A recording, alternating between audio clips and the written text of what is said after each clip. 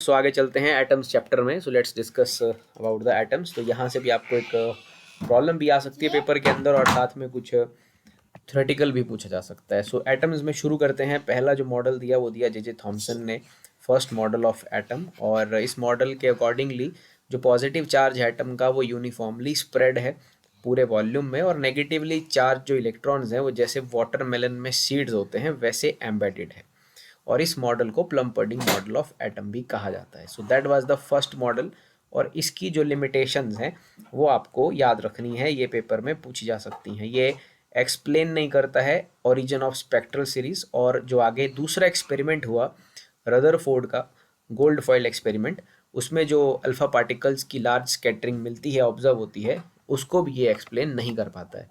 तो ये अपने थॉमसन मॉडल की लिमिटेशंस हैं। इसके बाद चलते हैं नेक्स्ट टॉपिक की तरफ। तो अगेन मैं रिपीट करूँगा कि ये आप तो जो लिमिटेशंस हैं वो डेफिनेटली याद रखें। अगला है अल्फ़ा स्कैटरिंग एक्सपेरिमेंट या gold foil experiment, Rutherford experiment, और जिसको कि गीगर मार्स्टन एक्सपेरिमेंट भी कहा जाता है। ठीक है। सो ये इस नाम से भी कई बार पेपर में क्वेश्चन आता है, तो आपको ध्यान रखना है गीगर मार्स्टन दो कोलैबोरेटर थे रदरफोर्ड के साथ, तो उनके नाम से भी एक्सपेरिमेंट पूछा जा सकता है। तो मतलब इसी की बात हो रही है। तो ये सेटअप है गोल्ड फॉइल एक्सपेरिमेंट का, रदरफोर्ड एक्सपेरिमेंट का, जिसमें कि अल्फ़ा पार्टिकल्स जो हैं उनको एमिट किया गया, उनको भेजा गया है गोल्ड फॉइल की तरफ। तो इसमें जो अल्फ़ा पार्टिकल का सोर्स लिया गया था वो लिया गया था बिस्मथ को। और ये जो पूरी कवरिंग आप देख रहे हैं ये एक स्क्रीन है जिंक सल्फाइड की। जिंक सल्फाइड की स्क्रीन की प्रॉपर्टी क्या है कि जब इसके ऊपर अल्फ़ा पार्टिकल स्ट्राइक करेंगे तो ये ब्राइट फ्लैशेस या सिंटिलेशन शो करेगा। ये गोल्ड फॉइल है। सो गोल्ड फॉइल, गोल्ड एक मैलेबल मटेरियल है जिसकी एक थिन शीट बनाई जा सकती है। सो दे वांट कि वो एक ऐसा मटेरियल इस्तेमाल करें जिसमें फ्यू हंड्रेड या फ्यू थाउजेंड ऑफ एटम्स हो, ताकि ज़्यादा एग्जैक्टली एटम के स्ट्रक्चर के बारे में बताया जा सके। So they use the gold foil there because of its malleable property. और ये ऑब्जर्वेशन है यहाँ पर, ये ऑब्जर्व किया गया। ये डायग्राम भी पेपर में कई बार पूछा जाता है। सो ये एक्सपेरिमेंट के बाद की ऑब्जर्वेशंस है। Number of scattered particles detected with the scattering angle. तो आप देख रहे हैं कि जैसे जैसे आपका जो स्कैटरिंग एंगल है बढ़ रहा है, नंबर ऑफ पार्टिकल स्कैटर्ड कम होते जा रहे हैं। और इस एक्सपेरिमेंट को करने के बाद बेसिकली जो ऑब्जर्वेशंस हैं वो ये हैं कि most of the alpha particles straight गए, जिससे उन्होंने कंक्लूड किया कि एटम का मोस्ट ऑफ द स्पेस जो है वो खाली है। Most of the alpha particles बिना डिफ्लेक्शन के चले जाते हैं। और डाटा से जो important points, again these are very important points there. So about 0.14% of alpha particles scatter by more than 1 degree, only 0.14 particles. और अगला पॉइंट है about 1 alpha particle in every 8,000, 8,000 alpha particle में एक अल्फा पार्टिकल डिफ्लेक्ट हुआ by more than 90 degree. These are the observations there. Okay, then ये कुछ और points हैं और कुछ कंक्लूजन्स हैं। Rutherford argued that to deflect the alpha particle एक मैसिव पार्टिकल है, तो उसे वापस डिफ्लेक्ट करने के लिए it must experience a large repulsive force, and this force could be provided if greater part of mass of the atom and its positive charge were concentrated tightly at its corner. Alpha particle जो है उसका जो मास होता है students, वो 4 times mass of proton होता है। Alpha particle positively charge particle है।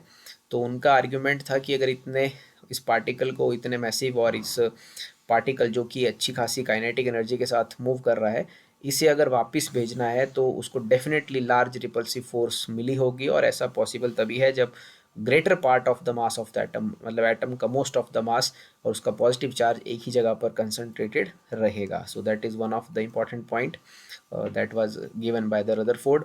और इसमें जो उन्होंने एक्सपेरिमेंट्स में जो सजेस्ट किया, जो न्यूक्लियस का साइज़ है that is 10⁻⁻15 metre to 10⁻14 metre. और एक और इम्पॉर्टेंट पॉइंट कि जो इलेक्ट्रॉन्स हैं वो लाइट हैं पार्टिकल्स, इलेक्ट्रॉन काफ़ी लाइट पार्टिकल्स हैं। So they do not appreciably affect the alpha particles. तो इलेक्ट्रॉन का प्रेजेंस वहाँ पर अल्फा पार्टिकल्स को अफेक्ट नहीं करेगा।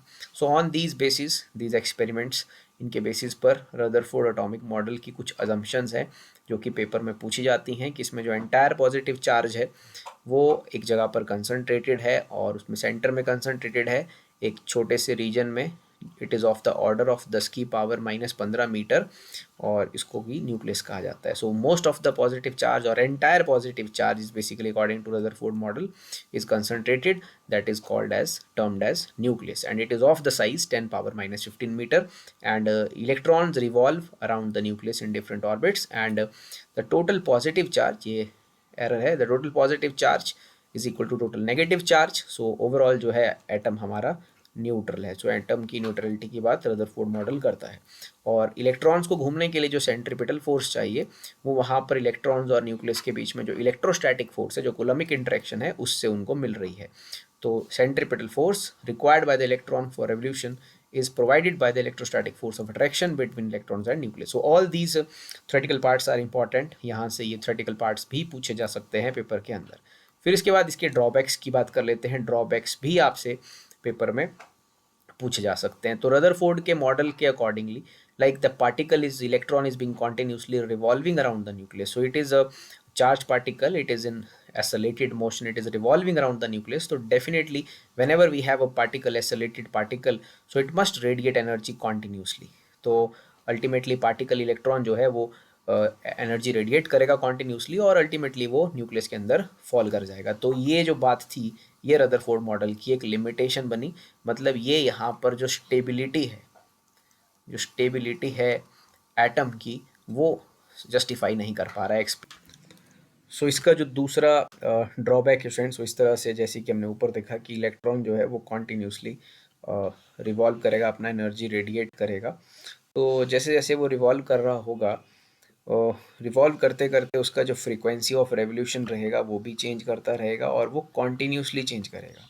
और जो फिर वो EM वेव्स एमिट करेगा, जैसे कि उसका फ्रीक्वेंसी ऑफ रेवोल्यूशन चेंज कर रहा है, तो वो EM वेव्स एमिट करेगा, उनका जो फ्रीक्वेंसी है वो भी कॉन्टीन्यूसली चेंज करेगा. इट मीन्स दैट जो वहाँ पर स्पेक्ट्रम बनना चाहिए वो कॉन्टीन्यूस स्पेक्ट्रम बनना चाहिए according to Rutherford model, but actual spectrum was a line spectrum, discrete spectrum. So that is also the second limitation of Rutherford's model. सो ये दो लिमिटेशंस अगेन आपको ध्यान रखना है इनका, और पोस्टुलेट्स याद रखने हैं, एंड ये कुछ कंक्लूजन्स हैं. ये डायग्राम इज ऑल्सो इम्पॉर्टेंट. आगे यहाँ पर दो टॉपिक बनते हैं. बेसिकली एक टॉपिक बनता है जो CBSE के सिलेबस में मेंशन्ड है, that is distance of closest approach, and यहाँ से इसकी छोटी सी डेरिवेशन, और यहाँ से न्यूमेरिकल जो है आपको पेपर में पूछा जाएगा. तो डिस्टेंस ऑफ क्लोजेस्ट अप्रोच क्या है? It is the minimum distance of charge particle, जो कि अभी है अपना अल्फा पार्टिकल. क्वेश्चंस में कई बार पार्टिकल को बदल दिया जाता है. So it is defined as the minimum distance of the charge particle at which the initial kinetic energy of the particle is equal to potential energy due to the charged nucleus, and it is the distance from the nucleus. और आप अगर आप ये याद नहीं रख पा रहे हैं तो ये याद कर लीजिए छोटी सी definition. It is the distance from the nucleus at which the particle rebound back on a head-on collision. So that is the definition of distance of closest approach. यहाँ पिक्चर में आप देख पा रहे हैं, this is our alpha particle, it is approaching the nucleus, or let's suppose when it's approaching somewhere it rebounds. let's suppose ये यहाँ से यहाँ जैसे से कहीं rebound कर जाता है, तो ये जो डिस्टेंस इन्होंने यहाँ बना के रखा है that is R0. Okay, this is R0. So the point where it just rebounds, और वहाँ से लेकर के न्यूक्लियस तक का जो डिस्टेंस है, that distance is termed as the distance of closest approach. Okay, so it is the picture there. So like this is the nucleus, a particle is approaching, let's suppose it turns back at this point. So यहाँ point P से लेकर के यहाँ तक का जो distance है R, उसे हम डिस्टेंस ऑफ क्लोजेस्ट अप्रोच कहते हैं. तो इसको हमें सॉल्व करना है, डिराइव करना है. तो like this is a system there, ये अपना अल्फा पार्टिकल है और अपना न्यूक्लियस है. न्यूक्लियस का चार्ज आप निकालेंगे ZE, जैसे आपने एक्सपेरिमेंट में, रदरफोर्ड के एक्सपेरिमेंट में देखा, उन्होंने इस्तेमाल किया गोल्ड फॉइल को. तो गोल्ड का जो एटॉमिक नंबर है वो आपको यहाँ भरना है, और अपना चार्ज न्यूक्लियस का आप निकाल सकते हैं. सो when that particle is basically approaching, let's suppose particle is of mass m, it is having some initial velocity, it is approaching the nucleus, and so definitely it have some energy, that is kinetic energy. तो alpha particle की kinetic energy आती है ½ m u² या ½ mv², जो भी आपको लिखना आप लिख सकते हैं. So when it approaches, and जब लेट्स सपोज ये किसी पॉइंट पे आके momentarily, just for a moment, it just stops because of the repulsive force of the nucleus and just turns back. So when it just stops for a moment, its potential energy, the kinetic energy of the system, or basically the kinetic energy of alpha particle, get converted into the potential energy. Potential energy का expression आपने पहले पढ़ा हुआ है, 2 point charges की potential energy का expression आप यहाँ इस्तेमाल कर सकते हैं k(q1 q2)/r। तो एक आपका अल्फा पार्टिकल है जिसका चार्ज है 2e 1/4πε02e और न्यूक्लियस का चार्ज है Ze और उनके बीच में सेपरेशन है r0 और इसी r0 को डिस्टेंस ऑफ क्लोजेस्ट अप्रोच कहा जाता है। तो यहाँ से आप r0 का एक्सप्रेशन निकाल सकते हैं जो कि आपके पास बच रहा है 1/4πε0 2Ze², ये हाफ mu² आ गया नीचे, r0 चला गया क्रॉस मल्टीप्लाई होके ऊपर। और समटाइम्स आप सीधे सीधे ऐसे भी लिख सकते हैं, it is basically Ze² 2Ze² upon E। So here E denote कर रहा है kinetic energy of the alpha particle. So that is the important derivation, important result known as the distance of close approach. इसका numerical आता है, so no need to remember the formula. आप अगर भूल भी जाते हैं तो आप ऑन द स्पॉट इसको डिराइव कर सकते हैं। सो ये this is one of the important topic, distance of closest approach. इसके अगले पार्ट में वीडियो के आगे हम जो है इसके न्यूमेरिकल्स देखेंगे कि किस तरह के न्यूमेरिकल्स पेपर में आए हैं और इस साल के पेपर सैम्पल पेपर में दिए हुए हैं। और दूसरी एक डेफिनेशन और है, that is called impact parameter. So impact parameter का कोई डेरिवेशन सिलेबस में मेंशन नहीं है, तो आपने सिंपली इसका समझ लेना है कि ये होता क्या है, आपको लिखना आना चाहिए। That is r nucleus having charge plus Ze। So impact parameter of alpha particle or any particle we can say it is the perpendicular distance of the velocity vector, initial velocity vector of the alpha particle from the center of the nucleus। so ये बात क्या है कि like you know this is our particle, मैं यहाँ अगर nucleus बनाता हूँ, so this is our particle alpha particle, so ये इसका डायरेक्शन है, so that is called initial velocity vector, okay, and this is the central line that is passing through the nucleus। so initial velocity vector और central line of nucleus के बीच में जो distance है that is called impact parameter। so that is the particle that is going like that, इस तरह से चला जाता है because of repulsion, so that is theta there, okay, so angle of scattering there, so theta is there, so this is the expression। still आप इसको याद रख सकते हैं फॉर्मूला, इसकी डेरिवेशन को करने की कोई नेसेसिटी नहीं है। so that is the trajectory of the particle there। so this perpendicular distance between the central line of nucleus and initial velocity vector of the particle is called impact parameter। So I hope आप ये first part of जो chapter है atoms का वो समझ पाए होंगे। इसके बाद हम इसके प्रॉब्लम्स जो हैं उनको डिस्कस करेंगे।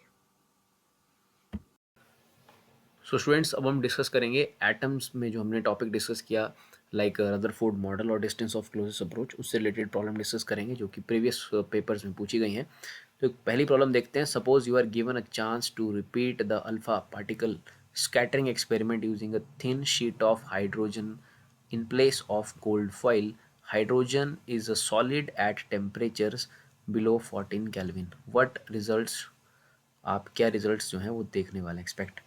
सो देखिए स्टूडेंट्स, क्या है कि हमने देखा कि रदरफोर्ड के एक्सपेरिमेंट में गोल्ड फॉयल का इस्तेमाल किया गया और अल्फ़ा पार्टिकल जो था वो वहाँ पर प्रोजेक्टाइल था एंड अपना जो गोल्ड फॉयल था, गोल्ड फॉयल वहाँ पर टारगेट था।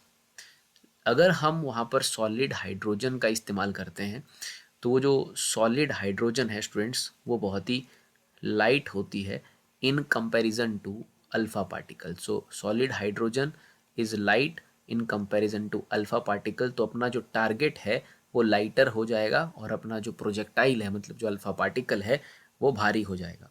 तो बेसिकली वहाँ पर जो अल्फ़ा पार्टिकल है जब वो उसके साथ सॉलिड हाइड्रोजन के साथ टकराएगा तो solid hydrogen according to collision, elastic collision, solid hydrogen और भी ज़्यादा उससे फास्ट मूव करेगा और हमें फिर वहाँ पर न्यूक्लियस के साइज़ का एस्टिमेशन नहीं हो पाएगा। तो बेसिकली अगर हम इस एक्सपेरिमेंट को सॉलिड हाइड्रोजन के साथ करते हैं तो हमारा जो टारगेट पार्टिकल है वो प्रोजेक्टाइल पार्टिकल से हल्का हो जाएगा और वो फिर और ज़्यादा फास्ट मूव करेगा, उससे बहुत फास्ट मूव करेगा और हम फिर साइज़ ऑफ न्यूक्लियस को डिटरमिन नहीं कर पाएंगे। सो that is the answer for this problem. अगला क्वेश्चन देखते हैं स्टूडेंट्स। ये जो प्रॉब्लम है ये सीबीएसई के 2015 के पेपर में पहले पूछी गई है और इस तरह की प्रॉब्लम्स पूछी जा सकती हैं। In Geiger Marsden experiment basically Rutherford experiment है। What is the distance of closest approach of an gold nucleus of an 7.7 MeV alpha particle before it comes to rest. तो बेसिकली इस क्वेश्चन में आपसे पूछा गया है डिस्टेंस ऑफ क्लोजेस्ट अप्रोच। आपने उसका फॉर्मूला पीछे देखा, उसको लिखा जाता है R0। तो फॉर्मूला उसका 1/4πε0। न्यूक्लियस का चार्ज होता है Ze और आपका जो अल्फा पार्टिकल है उसका चार्ज होता है 2e और नीचे होती है पार्टिकल की एनर्जी, काइनेटिक एनर्जी। ओके, तो हम यहाँ से चीज़ों को भरेंगे और सॉल्व कर लेंगे। 1/4πε0 होता है 9 इंटू 10⁻9। जेड गोल्ड न्यूक्लियस है तो आप यहाँ पर 79 भरेंगे, और ई की वैल्यू एक ई हो गया, एक ई हो गया स्टूडेंट्स, तो ये बन गया ई स्क्वायर। आप लिखेंगे 1.6 10⁻19 का स्क्वायर, ये 2, और इसको मैंने यहाँ लिख दिया। साथ में एनर्जी देके रखा है पार्टिकल का 7.7 मेगा इलेक्ट्रॉन वोल्ट। देखिए स्टूडेंट्स, इसको आप जूल में बदलेंगे तो ये 1.6 इंटू 10⁻13 से आप डायरेक्ट मल्टीप्लाई कीजिए, ये एम से डायरेक्ट जो है जूल में कन्वर्ट हो जाएगा। तो इसे आप सॉल्व कर लीजिएगा, ये आंसर आपके पास लगभग 29.5 इंटू 10⁻15 मीटर आएगा। Okay, so that is the distance of closest approach. तो इस तरह के प्रॉब्लम्स आप सिंपली एक्सप्रेशन अगर आपको याद है और उसमें अगर भूल भी जाते हैं तो भी सॉल्व कर लीजिए। सो आप इसमें पुट करके आंसर अपना निकाल सकते हैं। ठीक है, एटम चैप्टर से, इसी रदरफोर्ड मॉडल से रिलेटेड। तो इस क्वेश्चन में बेसिकली क्या कहा गया है कि जो आपका न्यूक्लियर मॉडल है एटम का, न्यूक्लियस का जो रेडियस है 10⁻15 मीटर है, और इलेक्ट्रॉन का जो ऑर्बिट है 10⁻10 मीटर है। अगर हम if nucleus is analogous to sun, अगर हम न्यूक्लियस को या सन को न्यूक्लियस के एनालॉगस ले लेते हैं, तो क्वेश्चन ये है बेसिकली कि अर्थ जो है वो नज़दीक होगी या दूर हो जाएगी। देखिए, सबसे पहले आप क्या करेंगे, न्यूक्लियस और अर्थ का जो साइज़ है उसको कंपेयर कीजिए। न्यूक्लियस का साइज़ है ऑफ द ऑर्डर ऑफ 10⁻15, और अर्थ का ऑर्बिट है 10 इलेक्ट्रॉन का ऑर्बिट है 10⁻10। इट मीन्स दैट बेसिकली जो इलेक्ट्रॉन का ऑर्बिट है वो 10⁵ टाइम्स ज़्यादा है। ओके, इलेक्ट्रॉन का ऑर्बिट न्यूक्लियस के रेडियस से 10⁵ टाइम्स ज़्यादा है। अगर यही मॉडल हम अपने अर्थ और सन के सिस्टम पर लगा देते हैं तो इस हिसाब से जो हमारा अर्थ का ऑर्बिट है, अर्थ का ऑर्बिट देखिए, समझिए कि आपका इलेक्ट्रॉन अर्थ बन गया है और आपका जो न्यूक्लियस है वो अभी सन बन गया है, या सन आपका न्यूक्लियस बन गया है, वाइस वर्सा। तो अगर हम न्यूक्लियस और इलेक्ट्रॉन की बात करते हैं तो इलेक्ट्रॉन का ऑर्बिट 10⁵ टाइम्स बड़ा होता है न्यूक्लियस के रेडियस से। तो सिमिलरली अगर इसी मॉडल को फॉलो किया जाए तो अर्थ का जो ऑर्बिट है वो सन के रेडियस से 10⁵ टाइम्स ज़्यादा होना चाहिए, और सन का रेडियस है 7 इंटू 10⁸। तो ये सॉल्व करने पर आ जाएगा 7 इंटू 10⁻13। इसका मतलब अगर आपने एटम के मॉडल को, अपने जो रदरफोर्ड का न्यूक्लियर मॉडल ऑफ एटम है, अगर उसको फॉलो किया और उसको सन को जो है उसके एनालॉगस लिया, तो अर्थ का ऑर्बिट इतना आ जाएगा। लेकिन अर्थ का एक्चुअल ऑर्बिट होता है 1.5 10⁻11। जो एक्चुअल ऑर्बिट है अर्थ का वो 10⁻11 है। लेकिन अगर आप इस मॉडल को फॉलो करते हो, अपने न्यूक्लियस और इलेक्ट्रॉन के मॉडल को फॉलो करते हो, रदरफोर्ड न्यूक्लियर मॉडल को फॉलो करते हो, तो जो ऑर्बिट आता है वो आया था 7 इंटू 10⁻13, लेकिन एक्चुअल में होता है 1.5 10⁻11। तो ये लगभग जो है 7 इंटू 10⁻13 1.5 इंटू 10⁻11 का 100 गुना आ गया, 100 टाइम्स आ गया।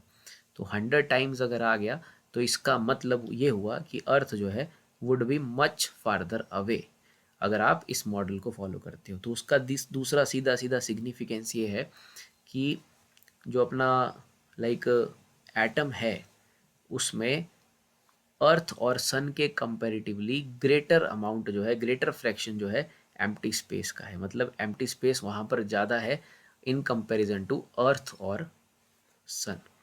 अपने इलेक्ट्रॉन और न्यूक्लियस के बीच में जो खाली जगह है वो ज़्यादा है। It means that atom contains much greater fraction of empty space than our solar system does. तो ये इस तरह का एक सवाल था जिसमें कि आपको सोलर सिस्टम, अर्थ और सन के सिस्टम को कंपेयर करना था एक तरह से Rutherford's nuclear model of atom के साथ। सो आई होप आप ये प्रॉब्लम समझ पा रहे हैं। आगे अगला क्वेश्चन देखते हैं स्टूडेंट्स। ये क्वेश्चन सीबीएसई के एक पुराने एग्जाम में पूछा गया है 2009 के, लेकिन it is very important question. इस साल के सैम्पल पेपर में भी ऑलमोस्ट यही क्वेश्चन दिया गया है। In Rutherford experiment distance of closest approach is d naught for alpha particle, and if alpha particle is replaced by proton. कई बार प्रॉब्लम्स में अल्फा पार्टिकल को रिप्लेस करके भी आपसे कई चीज़ें पूछी जाती हैं, तो यहाँ रिप्लेस किया गया प्रोटॉन से।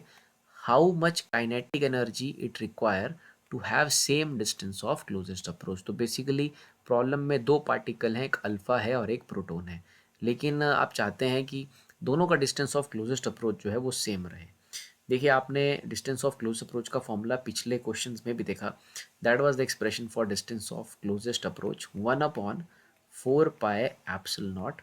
और अगर अल्फा पार्टिकल की बात की जाए तो उसका चार्ज होगा 2e, और गोल्ड फॉइल का अगर गोल्ड फॉइल वहाँ लिया गया ऑब्वियसली सेम ही लिया होगा, तो जो भी लिया उसका चार्ज होगा Ze, और नीचे होता है काइनेटिक एनर्जी। तो ये अल्फा पार्टिकल के लिए आप इक्वेशन लिखेंगे। अगले केस में आपको distance of close approach same ही रखना है, लेकिन आपने पार्टिकल बदल दिया, तो आप यहाँ लिखेंगे 1/4 पाई एप्सिलॉन नॉट। प्रोटोन का जो चार्ज है वो होता है E, so E multiplied by, नीचे आप लिखेंगे स्टूडेंट्स, सॉरी मल्टीप्लाई करेंगे Ze, और नीचे आप लिखेंगे काइनेटिक एनर्जी, उसको मैं E डैश से डिनोट कर देता हूँ फॉर प्रोटोन। तो हमसे बेसिकली E डैश की ही वैल्यू पूछी जा रही है। So we just compare these equations because दोनों इक्वेशन में हमें ये कहा गया है कि एक बार पार्टिकल अल्फा एक बार प्रोटोन है, दोनों का डिस्टेंस ऑफ अप्रोच जो है वो सेम है, तो इक्वेट कर देते हैं। So 1/4 pi epsilon naught 2E into Z ई अपॉन ई के, काइनेटिक एनर्जी ऑफ अल्फा को मैंने ई के से डिनोट किया है, and it is equal to 1/4 pi epsilon naught Ze² upon E dash. तो सॉल्व करते हैं, ये कट जाएगा, Z से Z, एक E से E कट जाएगा, सो सॉरी E² दोनों ही कट जाएंगे, E² दोनों ही कट जाएंगे आपके पास, और आपके पास बचेगा 2/E के is equal to 1/E dash. So E dash is basically the kinetic energy of your proton. तो यहाँ से E डैश की वैल्यू आ जाएगी E k/2, so that is the answer. So question में पूछा गया था how much kinetic energy required to have the same distance of closest approach. तो इसकी काइनेटिक एनर्जी, प्रोटोन की काइनेटिक एनर्जी अल्फा पार्टिकल के की काइनेटिक एनर्जी का हाफ होनी चाहिए। E dash is equal to E k/2 is the answer for this problem. So this is a very very important problem. आगे एक और problem देखते हैं इस टॉपिक से। Alpha particle kinetic energy k है, is bombarded on a gold foil, the distance of closest approaches r naught, what will be the distance of closest approach for a particle of double kinetic energy। देखिए distance of close approach का formula फिर लिखिए, it is 1/4 pi epsilon not, and it is Ze multiplied by, it is alpha particle 2E upon kinetic energy. इस तरह का relation है, तो इसको इक्वेशन 1 मान लेते हैं। तो हमसे पूछा गया है what will be the distance of close approach for a particle of double the kinetic energy, उसको मान लेते हैं r dash. So it is simply 1/4 pi epsilon not, सब सेम रहेगा, आप जितने क्वेश्चन करेंगे आपको एक्सप्रेशन याद हो जाएंगे, इंटू 2E।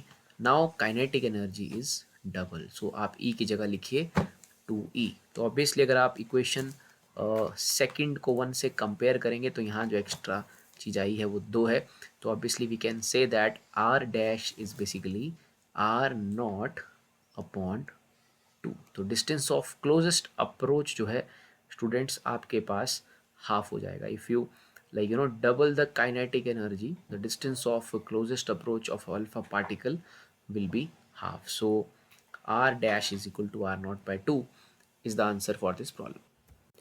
सो इस तरह के ही प्रॉब्लम स्टूडेंट्स इस टॉपिक से पूछे जा सकते हैं। बाकी थ्योरेटिकल जो यहाँ से क्वेश्चन आ सकते हैं, जैसे आ सकता है लिमिटेशन, हमने ऊपर डिस्कस कर लिया है, वैसे ऐसे आ सकता है लिमिटेशन ऑफ रदरफोर्ड्स मॉडल, ये भी आपसे पूछा जा सकता है। और आपको एक्सप्लेन करने को आ सकता है gold foil experiment, okay, gold foil Rutherford's gold foil experiment आ सकता है थ्योरेटिकली, तो वो भी हमने ऊपर डिस्कस कर लिए हैं। और उसके अलावा यहाँ पर आपसे डिस्टेंस ऑफ क्लोजेस्ट अप्रोच का डेफिनेशन भी पूछा जा सकता है, उसका एक्सप्रेशन डिराइव करने को भी आ सकता है, expression for distance of closest approach. तो इस तरह की चीज़ें इस टॉपिक से आ सकती हैं, और जो क्वेश्चन हमने डिस्कस किए इस टाइप के। सो स्टूडेंट्स आगे एक प्रॉब्लम देख लेते हैं। ये प्रॉब्लम इस साल के जो सैम्पल पेपर है उसमें दी गई है, इस रदरफोर्ड स्कैटरिंग एक्सपेरिमेंट से रिलेटेड एमसीक्यू टाइप में। तो distance of closest approach D दिया गया है when a particle moves with speed v towards the nucleus, when what should be the speed if the distance of approach is d/2। तो आपने पहले भी ऐसे क्वेश्चन देखे जिसमें कहा कि इतना एनर्जी है, बताइए डिस्टेंस ऑफ क्लोज अप्रोच क्या होगा, लेकिन इसमें डिस्टेंस ऑफ क्लोज अप्रोच दे के रखा है। देखिए distance of closest approach d है, ये क्वेश्चन में दिया गया है, और डिस्टेंस ऑफ क्लोजेस्ट अप्रोच के फॉर्मूले में आपने देखा होगा, फॉर्मूला कुछ इस तरह से था 1/4πε0 एंड इट वाज जेड, और साथ में यहाँ पर अपना अल्फा पार्टिकल का चार्ज 2e अपॉन यहाँ पर आती है kinetic energy. Okay, that is the expression for distance of close approach. देखिए ये 1/4πε0 जेड 2e ये सब जो है कांस्टेंट है, तो मैं यहाँ से देख सकता हूँ कि distance of closest approach is inversely proportional to energy. Okay, but यहाँ क्वेश्चन में स्पीड की बात की गई है, तो हमें पहले तो एनर्जी को स्पीड की टर्म्स में लिखना है। So that is half m v square, ये अपना काइनेटिक एनर्जी आ गया यहाँ पर। तो ये जो हाफ है एम है ये भी कांस्टेंट है, तो हम कह सकते हैं कि अपना जो डिस्टेंस ऑफ क्लोजेस्ट अप्रोच है वो 1/v² के साथ या v² के साथ इनवर्सली रिलेटेड है। तो ये रिलेशन बन गया डिस्टेंस ऑफ क्लोजेस्ट अप्रोच का। तो क्वेश्चन में कहा गया distance of closest approach d है जब स्पीड v है, तो मैंने लिख दिया d है और जब स्पीड v है, नोट कर लिया। देन हम चाहते हैं कि स्पीड क्या हो अगर distance of closest approach d/2 हो। तो इसमें इस तरह से सॉल्व करेंगे according to question. Now distance of closest approach is d/2। So question में पूछा गया what should be the speed, तो मैं let suppose speed is v dash, तो यहाँ लिखा जाएगा v डैश का square. This is our equation number second. We simply take the ratio of two equations, तो हमें मिल जाएगा d/d/2 एंड यहाँ राइट साइड में आ जाएगा 1/v² अपॉन 1/v डैश का स्क्वायर। इसको मैंने v डैश माना है। ठीक है स्टूडेंट्स, आगे चलते हैं, इसको थोड़ा सॉल्व करते हैं। तो यहाँ से हमारे पास अपना जो आंसर आ जाएगा वो आ जाएगा लाइक इट इज़ d/d, 2 जो है वो ऊपर चला जाएगा इज इक्वल टू 1/v² और v डैश स्क्वायर चला गया ऊपर। तो यहाँ से d से d कैंसिल हो जाएगा, तो अपना जो v डैश स्क्वायर है वो आ रहा है 2v² के बराबर। और we can say that v dash is equal to √2v। So ये हमारा आंसर आ रहा है। तो क्वेश्चन में पूछा गया था कि क्या स्पीड हो कि अगर distance of closest approach d/2 हो, तो जो स्पीड है स्टूडेंट्स वो √2v होनी चाहिए। अगर ये स्पीड √2v हुई तो आपका distance of closest approach d/2 हो जाएगा। तो दो इक्वेशंस हमने लिखा, उनको सॉल्व किया, तो आंसर आ जाएगा √2v। So if speed is √2v, पहले स्पीड जब v थी तो distance of closest approach d था, और जब स्पीड √2v करोगे तो distance of closest approach d/2 हो जाएगा। तो अगर कभी स्पीड का क्वेश्चन आता है तो आप ध्यान रखिए कि जो डिस्टेंस ऑफ क्लोजेस्ट अप्रोच है वो स्पीड ऑफ पार्टिकल के साथ इस तरह से रिलेटेड है। Distance of close approach is inversely proportional to v²। So second option इसका आंसर है। सो आगे चलते हैं स्टूडेंट्स, नेक्स्ट टॉपिक है इसमें बोहर मॉडल ऑफ एटम, और ये बहुत ही इंपॉर्टेंट टॉपिक है। ये थ्योरेटिकली भी आपसे पूछे जा सकते हैं और डेरिवेशंस और क्वेश्चंस तो यहाँ से बनते ही बनते हैं। सो बोहर मॉडल का जो पोस्टुलेट है वो बेसिकली पहला जो पोस्टुलेट है was an electron in an atom could revolve in certain stable orbits, जो कि जिसको जो रदरफोर्ड का मॉडल था वो जस्टिफाई नहीं कर पाया था। सो electron in that atom could revolve in certain stable orbits without the emission of radiant energy. तो इलेक्ट्रॉन जिन ऑर्बिट्स में चलते हैं वो स्टेबल ऑर्बिट्स हैं, पहला पोस्टुलेट ये है। और यहाँ पर उनका जो एनर्जी है वो डेफिनेट एनर्जी है। these are called as the stationary states of the atom। तो पहला पोस्टुलेट आप सिंपली याद रख सकते हैं कि इलेक्ट्रॉन स्टेबल ऑर्बिट्स के अंदर रिवॉल्व कर रहे हैं। दूसरा पोस्टुलेट्स है कि यहाँ पर जो इलेक्ट्रॉन रिवॉल्व करते हैं न्यूक्लियस के अराउंड इन दोज ऑर्बिट्स, इसका एंगुलर मोमेंटम जो है वो क्वांटाइज्ड रहता है, इंटीग्रल मल्टीपल होता है h/2π का। तो angular momentum of electron in that orbit is quantize, so that is mvr is equal to nh/2π। उसका एक्सप्रेशन mvr मतलब उसका angular momentum is integral multiple of n and it is nh/2π। So integral multiple of like h/2π। So यहाँ पर अपने पास इस condition को Bohr angular momentum quantization condition भी कहा जाता है। तो कई बार आ जाता है कि what is angular momentum quantization condition, so this is the angular momentum quantization condition. उसके बाद अगला जो पोस्टुलेट है, इलेक्ट्रॉन जब ट्रांजिशन करेगा one of its specified non radiating orbits, तो उसके जो उसने पहले पोस्टुलेट में कहा कि उसके जो ऑर्बिट्स हैं वो नॉन रेडिएटिंग है, वो स्टेबल ऑर्बिट्स हैं। लेकिन जब वो ट्रांजिशन करेगा one of the non radiating orbit से दूसरे अनदर लो एनर्जी लेवल पर, तो वहाँ पर वो एनर्जी एमिट करेगा, उसमें एक फोटोन एमिट होगा, और जिस फोटोन की एनर्जी होगी दो जिन स्टेट्स के बीच में वो ट्रांजिशन कर रहे हैं उनके एनर्जी डिफरेंस के बराबर। मतलब लाइक एक स्टेट है 2 और एक स्टेट है 1, so if it is making some transition from state 2 to 1, तो जो एनर्जी एमिट होगी वो बेसिकली जो एनर्जी एमिट होगी, और बेसिकली वहाँ पर एमिट होने वाला है एक फोटोन, तो फोटोन की एनर्जी होगी h nu, so that h nu is basically equal to difference of the energy levels of these two states जिनके बीच में ट्रांजिशन हुआ है. These are some of the important postulates there. और अगला जो पॉस्टुलेट है वो है कि जब इलेक्ट्रॉन रिवॉल्व कर रहा है उसे सेंट्रीपिटल फोर्स मिल रही है, electrostatic force between the nucleus and the electrons. तो यहाँ से इसका जो डेरिवेशन बनता है, so this is also one of the postulate जिसे आप याद रखेंगे. घूमने के लिए सेंट्रीपिटल फोर्स चाहिए, that is being provided by the electrostatic force between nucleus and electrons. तो सेंट्रीपिटल फोर्स का फॉर्मूला रहता है mv² अपॉन r, और ये मिल रही है उसे इलेक्ट्रोस्टैटिक फोर्स से. Coulomb's force that is k Z E, nucleus का चार्ज जेड ई है, इलेक्ट्रॉन का ई है, और उनके बीच में डिस्टेंस है r square. So that is k Z E square is equal to mv²/r. तो ये एक वन ऑफ द इक्वेशन होगी. देखिए ये जो इक्वेशन नंबर 2 मैंने यहाँ लिखा है और इक्वेशन नंबर 1 लिखा है mvr is equal to nh/2π, इनका इस्तेमाल करके हम अदर प्रॉपर्टीज को यहाँ पर डिराइव करेंगे. सो आगे स्टूडेंट्स स्टूडेंट्स इसमें हम आगे डिराइव करेंगे बोहर मॉडल के जो पॉस्टुलेट्स हैं उससे रेडियाई ऑफ बोहर्स ऑर्बिट. देखिए इसमें क्या करना है आपको, आपने एक ऊपर एक्सप्रेशन लिखा था दैट mv²/r सेंटीमीटर फोर्स, और इसका एक्सप्रेशन था kze²/r². ओके, और दूसरा एंगुलर मोमेंटम वाला पोस्टुलेट लिखा था mvr is equal to nh/2π. देखिए आप सॉल्व कर रहे हैं रेडियस के लिए एक्सप्रेशन, तो आप क्या करेंगे, यहाँ से v का वैल्यू निकाल देंगे nh/2π m इंटू आर, और इसको सब्स्टिट्यूट कर देंगे इस इक्वेशन के अंदर. लाइक दिस इज m, और यहाँ वेलोसिटी की जगह आपको लिखना है nh/2π mr. वेलोसिटी का वहाँ देखिए स्क्वायर है mv², और नीचे एक r है, और राइट साइड में है आपके पास kze²/r². तो इसको थोड़ा सॉल्व करेंगे. लाइक ये आप देख रहे हैं यहाँ पर m² होगा, यहाँ एक m से m कैंसिल हो जाएगा. सो मैं पूरा लिख देता हूँ इसे. It is like m n²h², और नीचे है r इंटू 4π², और m²r², और राइट साइड में है kze² डिवाइडेड बाय r². देखिए एक r² से r² यहाँ कट जाएगा, और एक m से एक m भी कट जाएगा. तो अपने को r निकालना है, तो r उधर जाके क्रॉस मल्टीप्लाई, यहाँ बचेगा n²h², और साथ में नीचे 4π², एक m भी नीचे बचा है, और ऊपर से जो है k नीचे आ जाएगा, z भी नीचे आ जाएगा, e² भी नीचे आ जाएगा. सो it is the expression for r. तो r का फॉर्मूला बन रहा है n²h² 4π² m k z e². So this is the expression for radii. Okay, radius के लिए एक्सप्रेशन मिल गया है. और यहाँ से हम ध्यान से देखेंगे दो इंपॉर्टेंट रिलेशन, कि जो रेडियस है that is proportional to n² and radius is like inversely proportional to 1/z. तो radius is proportional to n² के काफ़ी क्वेश्चंस पेपर में जो है स्टूडेंट्स वो पूछे जाते हैं. तो स्टूडेंट्स जैसे कि आपने देखा कि ये अपने पास रेडियस का भी हमने इसको डिराइव किया, ये एक्सप्रेशन आया. देखिए जो बाकी है लाइक 4π² m k और e² h², ये सभी कांस्टेंट्स हैं. जब आप सभी कांस्टेंट्स को स्टूडेंट्स सब्स्टिट्यूट कर दोगे तो आपके पास एक एक्सप्रेशन बचेगा. सभी कांस्टेंट वैल्यूज को भरेंगे, और ये रिजल्ट आपको याद रखना है क्वेश्चंस को सॉल्व करने के लिए. It is 5.29 into 10⁻⁻11. ऐसा कुछ रिलेशन बचता है n²/z. इस तरह का कुछ रिलेशन आपके पास बचता है.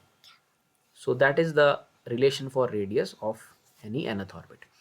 अब आपको क्या करना है, जैसे कि मान लीजिए हम यहाँ पर हाइड्रोजन की बात कर रहे हैं, तो z को आप 1 पुट कीजिएगा, और आपने n को जब आप 1 पुट करेंगे तो ऑब्वियसली आपके पास रेडियस आ जाएगा 5.29 into 10⁻⁻11 metre. So that is the radius of Bohr's first orbit. Okay, तो फर्स्ट ऑर्बिट मतलब जिसके लिए हम अपने n को 1 पुट कर रहे हैं, first orbit of your hydrogen atom. But ये तो आपका एक फर्स्ट ऑर्बिट के लिए आ गया. किसी भी ऑर्बिट के लिए निकालना हो आप निकाल सकते हो, बट आपको ये रिलेशन याद रखना है 5.29 10⁻⁻11 n²/z. पुट n को पुट कीजिए और z को पुट कीजिए, और आंसर को सॉल्व कर लीजिए. ओके स्टूडेंट्स, उसके बाद हम सॉल्व इसका ग्राफ भी देख लेते हैं. इसका जो ग्राफ बनता है लाइक r और n का ग्राफ बनता है. आपने देखा r is proportional to n², so parabolic type of graph बनेगा. इस तरह से इनका ग्राफ बन जाएगा. तो ये भी पेपर में कई बार आता है, तो इस तरह से ड्रॉ करेंगे. तो हो गया रेडियस की बात. तो रेडियस के एक्सप्रेशंस आप इस तरह से याद रखेंगे। जो रेडियस जो है like it is r is proportional to N square, so इस तरह से क्वेश्चन आएंगे। तो जो रेडियस होता है, रेडियस की जो रेशियो रहती है ऑर्बिट्स की, it is like 1 square is to 2 square. Like अब मैं 1 भरता हूँ तो आ जाएगा 1 का स्क्वायर, एन को 2 भरता हूँ तो 2 का स्क्वायर, अगला ऑर्बिट आएगा 3 का स्क्वायर। इस तरह से जो है उनका रेडियस का रेशियो चलता है, लाइक 1:4 इज टू 9। इस तरह से डिफरेंट ऑर्बिट्स के रेडियस की रेशियो इस तरह से चलती है, 1:4 is to 9, because radius is proportional to N square. तो एक तो ये डेरिवेशन होगी रिगार्डिंग द रेडियस। इसके बाद हमें अगली जो डेरिवेशन करनी है, वेरी इंपॉर्टेंट, पिछले साल के पेपर में भी इनमें से कोई एक डेरिवेशन जो है पेपर में आया था, तो इट इज़ वेरी इंपॉर्टेंट। अगला है velocity of electron in Bohr's orbit. अब हमें पहले रेडियस निकाला, अब हम वेलोसिटी निकालेंगे।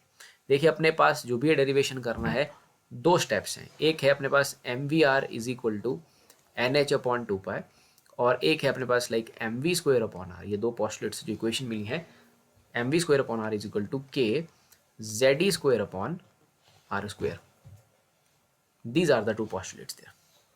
अब हम वेलोसिटी निकालने जा रहे हैं। देखिए हम वेलोसिटी कैसे निकालेंगे, यहाँ से आप आर निकाल लीजिए, that is n h upon 2 pi m v, और आप यहाँ से भी आर निकाल लीजिए, एक आर से एक आर काट लीजिए, तो ये आर ऊपर चला जाएगा, क्रॉस मल्टीप्लाई हो जाएगा, तो एक आर की वैल्यू आएगी के जेड ई square upon m v square. तो ये आपके पास एक एक्सप्रेशन आ गया। So one r is n h upon 2 pi m v and other one is k Z E square upon m v square. Now दोनों r को equate कर दीजिए, तो आ जाएगा n h upon 2 pi m v is equal to k Z E square upon m v square. अब हमें निकालना क्या है, हमें वेलोसिटी निकालना है। देखिए एक वेलोसिटी से वेलोसिटी कैंसिल हो जाएगा, तो इस वेलोसिटी को ऊपर ले जाएंगे, तो यहाँ से वेलोसिटी का आंसर बन जाएगा K Z E square, okay, और ये एन एच जो है वो नीचे आ जाएगा, और ये 2 पाई एम जो है ऊपर चला जाएगा, that is 2 pi m. So velocity का आंसर अपने को मिल रहा है, आई थिंक यहाँ पर एक एम था स्टूडेंट्स अपने पास, एन एच और ये एम, एक एम, एम से एम जो है वो कैंसिल हो जाएगा। So this is velocity, it is k Z E square, k Z E square multiplied with 2 pi, और नीचे बच रहा है simply n h. Okay, that is the expression for velocity. इस तरह से आप वेलोसिटी के लिए एक्सप्रेशन निकालेंगे। तो स्टेप्स क्या है कि दोनों पोस्टुलेट से आर आर निकालिए, उनको इक्वेट कीजिए और वेलोसिटी आपको मिलेगी। तो इसमें मेन बात क्या ध्यान में रखनी है आपने, कि जो आपके पास वेलोसिटी का, जस्ट अ मिनट, थोड़ा ऊपर थे हम यहाँ पर, तो आपने देखा कि वेलोसिटी का जो एक्सप्रेशन आया है वो हमारे n के साथ जो है वो इनवर्सली रिलेटेड है, लाइक 1/n। अगर मैं इनका ग्राफ बनाता हूँ, ग्राफ वेलोसिटी और n का बनाता हूँ, इनवर्स रिलेशन है, इस तरह से ग्राफ बन जाएगा। ओके, और साथ में लाइक अगर आप देखिए के जेड ई स्क्वायर 2 पाई एच सभी कांस्टेंट हैं, velocities inversely related to n। तो जब सारे कांस्टेंट को सब्स्टिट्यूट कर दोगे और n को 1 पुट कर दोगे, z को 1 पुट कर दोगे स्टूडेंट्स, तो आपके पास जो वेलोसिटी की वैल्यू आएगी वो वैल्यू आएगी 2.2 इंटू 10⁶ मीटर पर second. Okay, so that is the velocity of electron in the first orbit of hydrogen atom. और ये जो वेलोसिटी की वैल्यू होती है, it is 1/137 times the speed of light. Okay, it जो एक्सप्रेशन आया ऊपर 2.2 10⁶, ये लाइट की स्पीड का 1/137 टाइम्स होता है। तो एक दूसरी डेरिवेशन जो कि वेलोसिटी की है, and that is also very very important. अगला डेरिवेशन कर लेते हैं स्टूडेंट्स। अगला हमें डिराइव करना है फ्रीक्वेंसी। ओके, फ्रीक्वेंसी आप जानते हैं number of revolutions per second को फ्रीक्वेंसी कहते हैं, और फ्रीक्वेंसी का फॉर्मूला रहता है v is equal to R omega. Okay, तो हमें basically v is equal to R omega, omega को लिखना है 2 pi into V. Okay, so it is the relation of omega with frequency. Omega is your angular frequency. तो यहाँ से हम frequency निकाल सकते हैं। फ्रीक्वेंसी की वैल्यू बनेगी speed upon 2 pi r। okay, that is the relation speed upon 2 pi r। so frequency is equal to speed upon 2 pi r। देखिए आपने पहले एक्सप्रेशन सॉल्व किया है स्पीड का अभी ऊपर, तो उसको भर देंगे आप स्पीड की जगह पर और नीचे रख लेंगे सिंपली 2 पाई r। देखिए ऊपर आपने स्पीड निकाला है, इट इज लाइक के जेड ई स्क्वायर 2 पाई NH। ओके, तो मैं ऊपर से इसको भर दूंगा यहाँ पर, ये स्पीड की जगह आएगा के Z E square. Okay, it is k Z E square 2 pi upon NH, साथ में आएगा 2 पाई अपॉन NH। ओके, तो इसको देख लेते हैं, यहाँ 2 पाई से 2 पाई जो है स्टूडेंट्स वो कट जाएगा। So we are left with k Z E square upon NHR, that is the relation.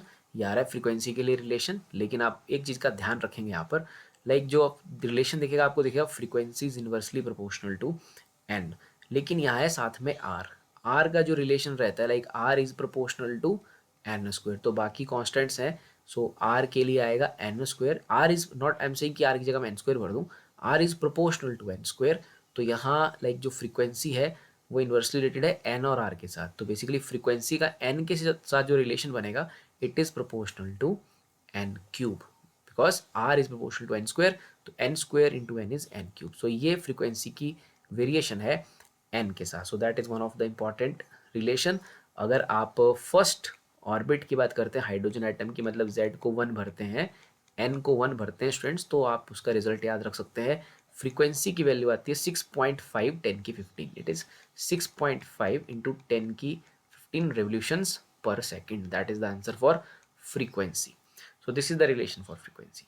आगे बढ़ते हैं, अगला जो निकालना है हमें इलेक्ट्रॉन का टोटल एनर्जी निकालना है, टोटल एनर्जी से हमें क्वेश्चन मिल जाते हैं, तो total energy means it is simply kinetic energy plus potential energy. देखिए काइनेटिक एनर्जी मतलब हम लिख सकते हैं simply half m v square, और potential energy because that electron is revolving in the field of nucleus there, okay, so उसका जो potential energy रहता है, लाइक किसी भी चार्ज का पोटेंशियल एनर्जी रहता है charge into potential, potential energy is charge into potential.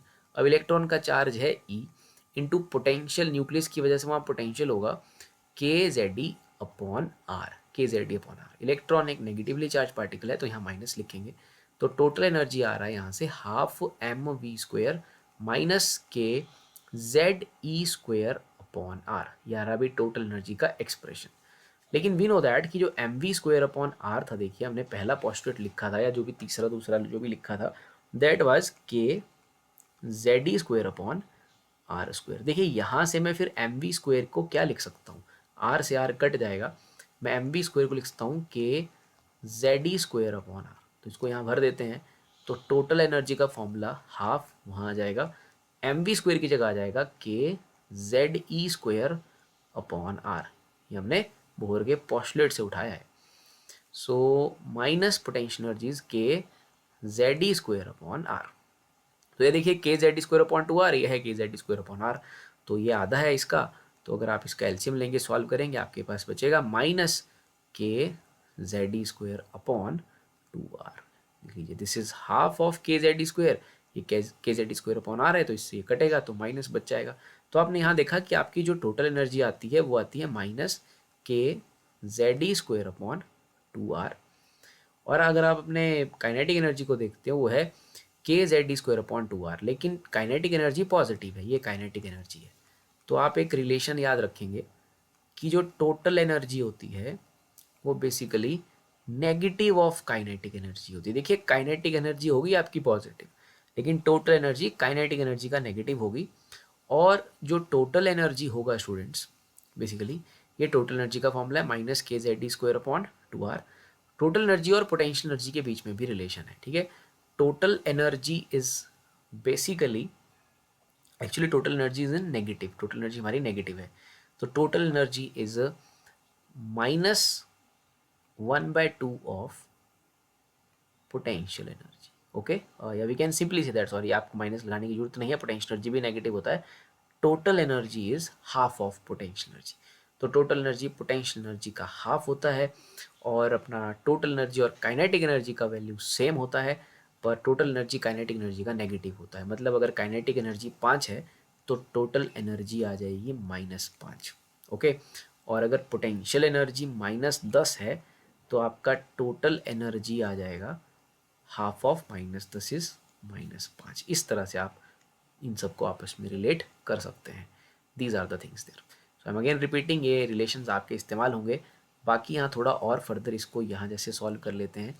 ये आपका एक्सप्रेशन आया माइनस के जेड ई स्क्वायर अपॉन 2 आर, जब आप इस एक्सप्रेशन को फर्दर थोड़ा और सॉल्व करते हैं, कॉन्स्टेंट्स की वैल्यूज़ भरते हैं, तो लास्ट में आपको आंसर मिलता है ये, जो कि बहुत ही इंपॉर्टेंट है, -13.6, न्यूमेरिकल्स में यही यूज़ होगा, Z square upon N square, ठीक है, किसी भी ऑर्बिट में आपको एनर्जी निकालनी है तो -13.6 Z square upon N square, और इसका जो यूनिट होता है वो रहता है इलेक्ट्रॉन वोल्ट में, तो ये आपके इलेक्ट्रॉन की आ गई है total energy -13.6 Z square upon N square. लेकिन बात क्या है कि ये जो एनर्जी का एक्सप्रेशन है ये हाइड्रोजन और हाइड्रोजन लाइक एटम्स पर ही लगता है, हर किसी पर नहीं लगता है। हाइड्रोजन लाइक एटम्स वो होंगे जिसमें सिंगल इलेक्ट्रॉन रहेगा, ठीक है। जैसे हीलियम को आपने आयोनाइज कर दिया, सिंगली आयोनाइज्ड हीलियम, उससे एक इलेक्ट्रॉन निकाल दिया तो उसमें एक ही इलेक्ट्रॉन रहेगा। तो ये जो एक्सप्रेशंस हैं वो हाइड्रोजन और हाइड्रोजन लाइक एटम्स पर लगेंगे।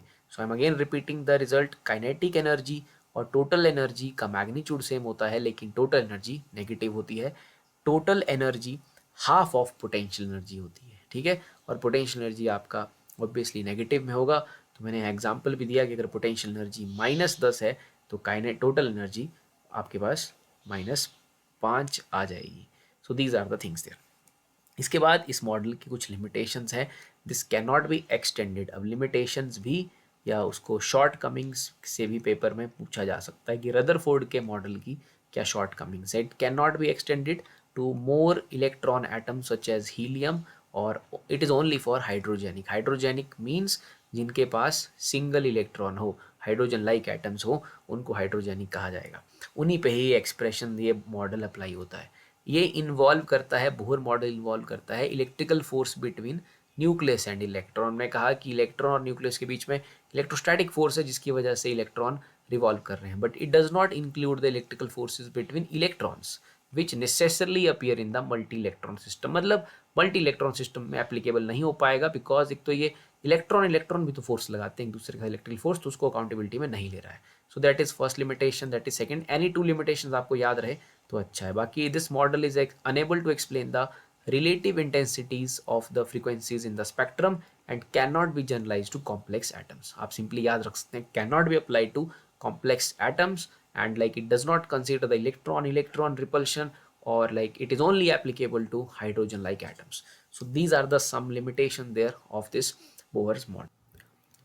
आगे बढ़ते हैं स्टूडेंट्स, इसमें अगला टॉपिक देखते हैं that is energy levels. Okay, so energy of atom is least, that is least means largest negative value when it is revolving in orbit that is closest to the nucleus. देखिए हमने energy का formula देखा अभी, that is -13.6 Z² upon n²। ये हमने ऊपर solve किया, ये देखिए स्टूडेंट्स अभी आया अपने पास आंसर लिखा -13.6 Z² अपॉन n²। इसका यूनिट आता है इलेक्ट्रॉन वोल्ट में। तो इसमें क्या है कि जब आप n को 1 पुट करेंगे और z को 1 पुट करेंगे, हाइड्रोजन एटम की बात करेंगे, तो आपकी एनर्जी आ जाएगी -13.6 इलेक्ट्रॉन वोल्ट। तो n को जब आपने 1 पुट किया, इसको कहा जाता है ground state. Okay, that is called ground state.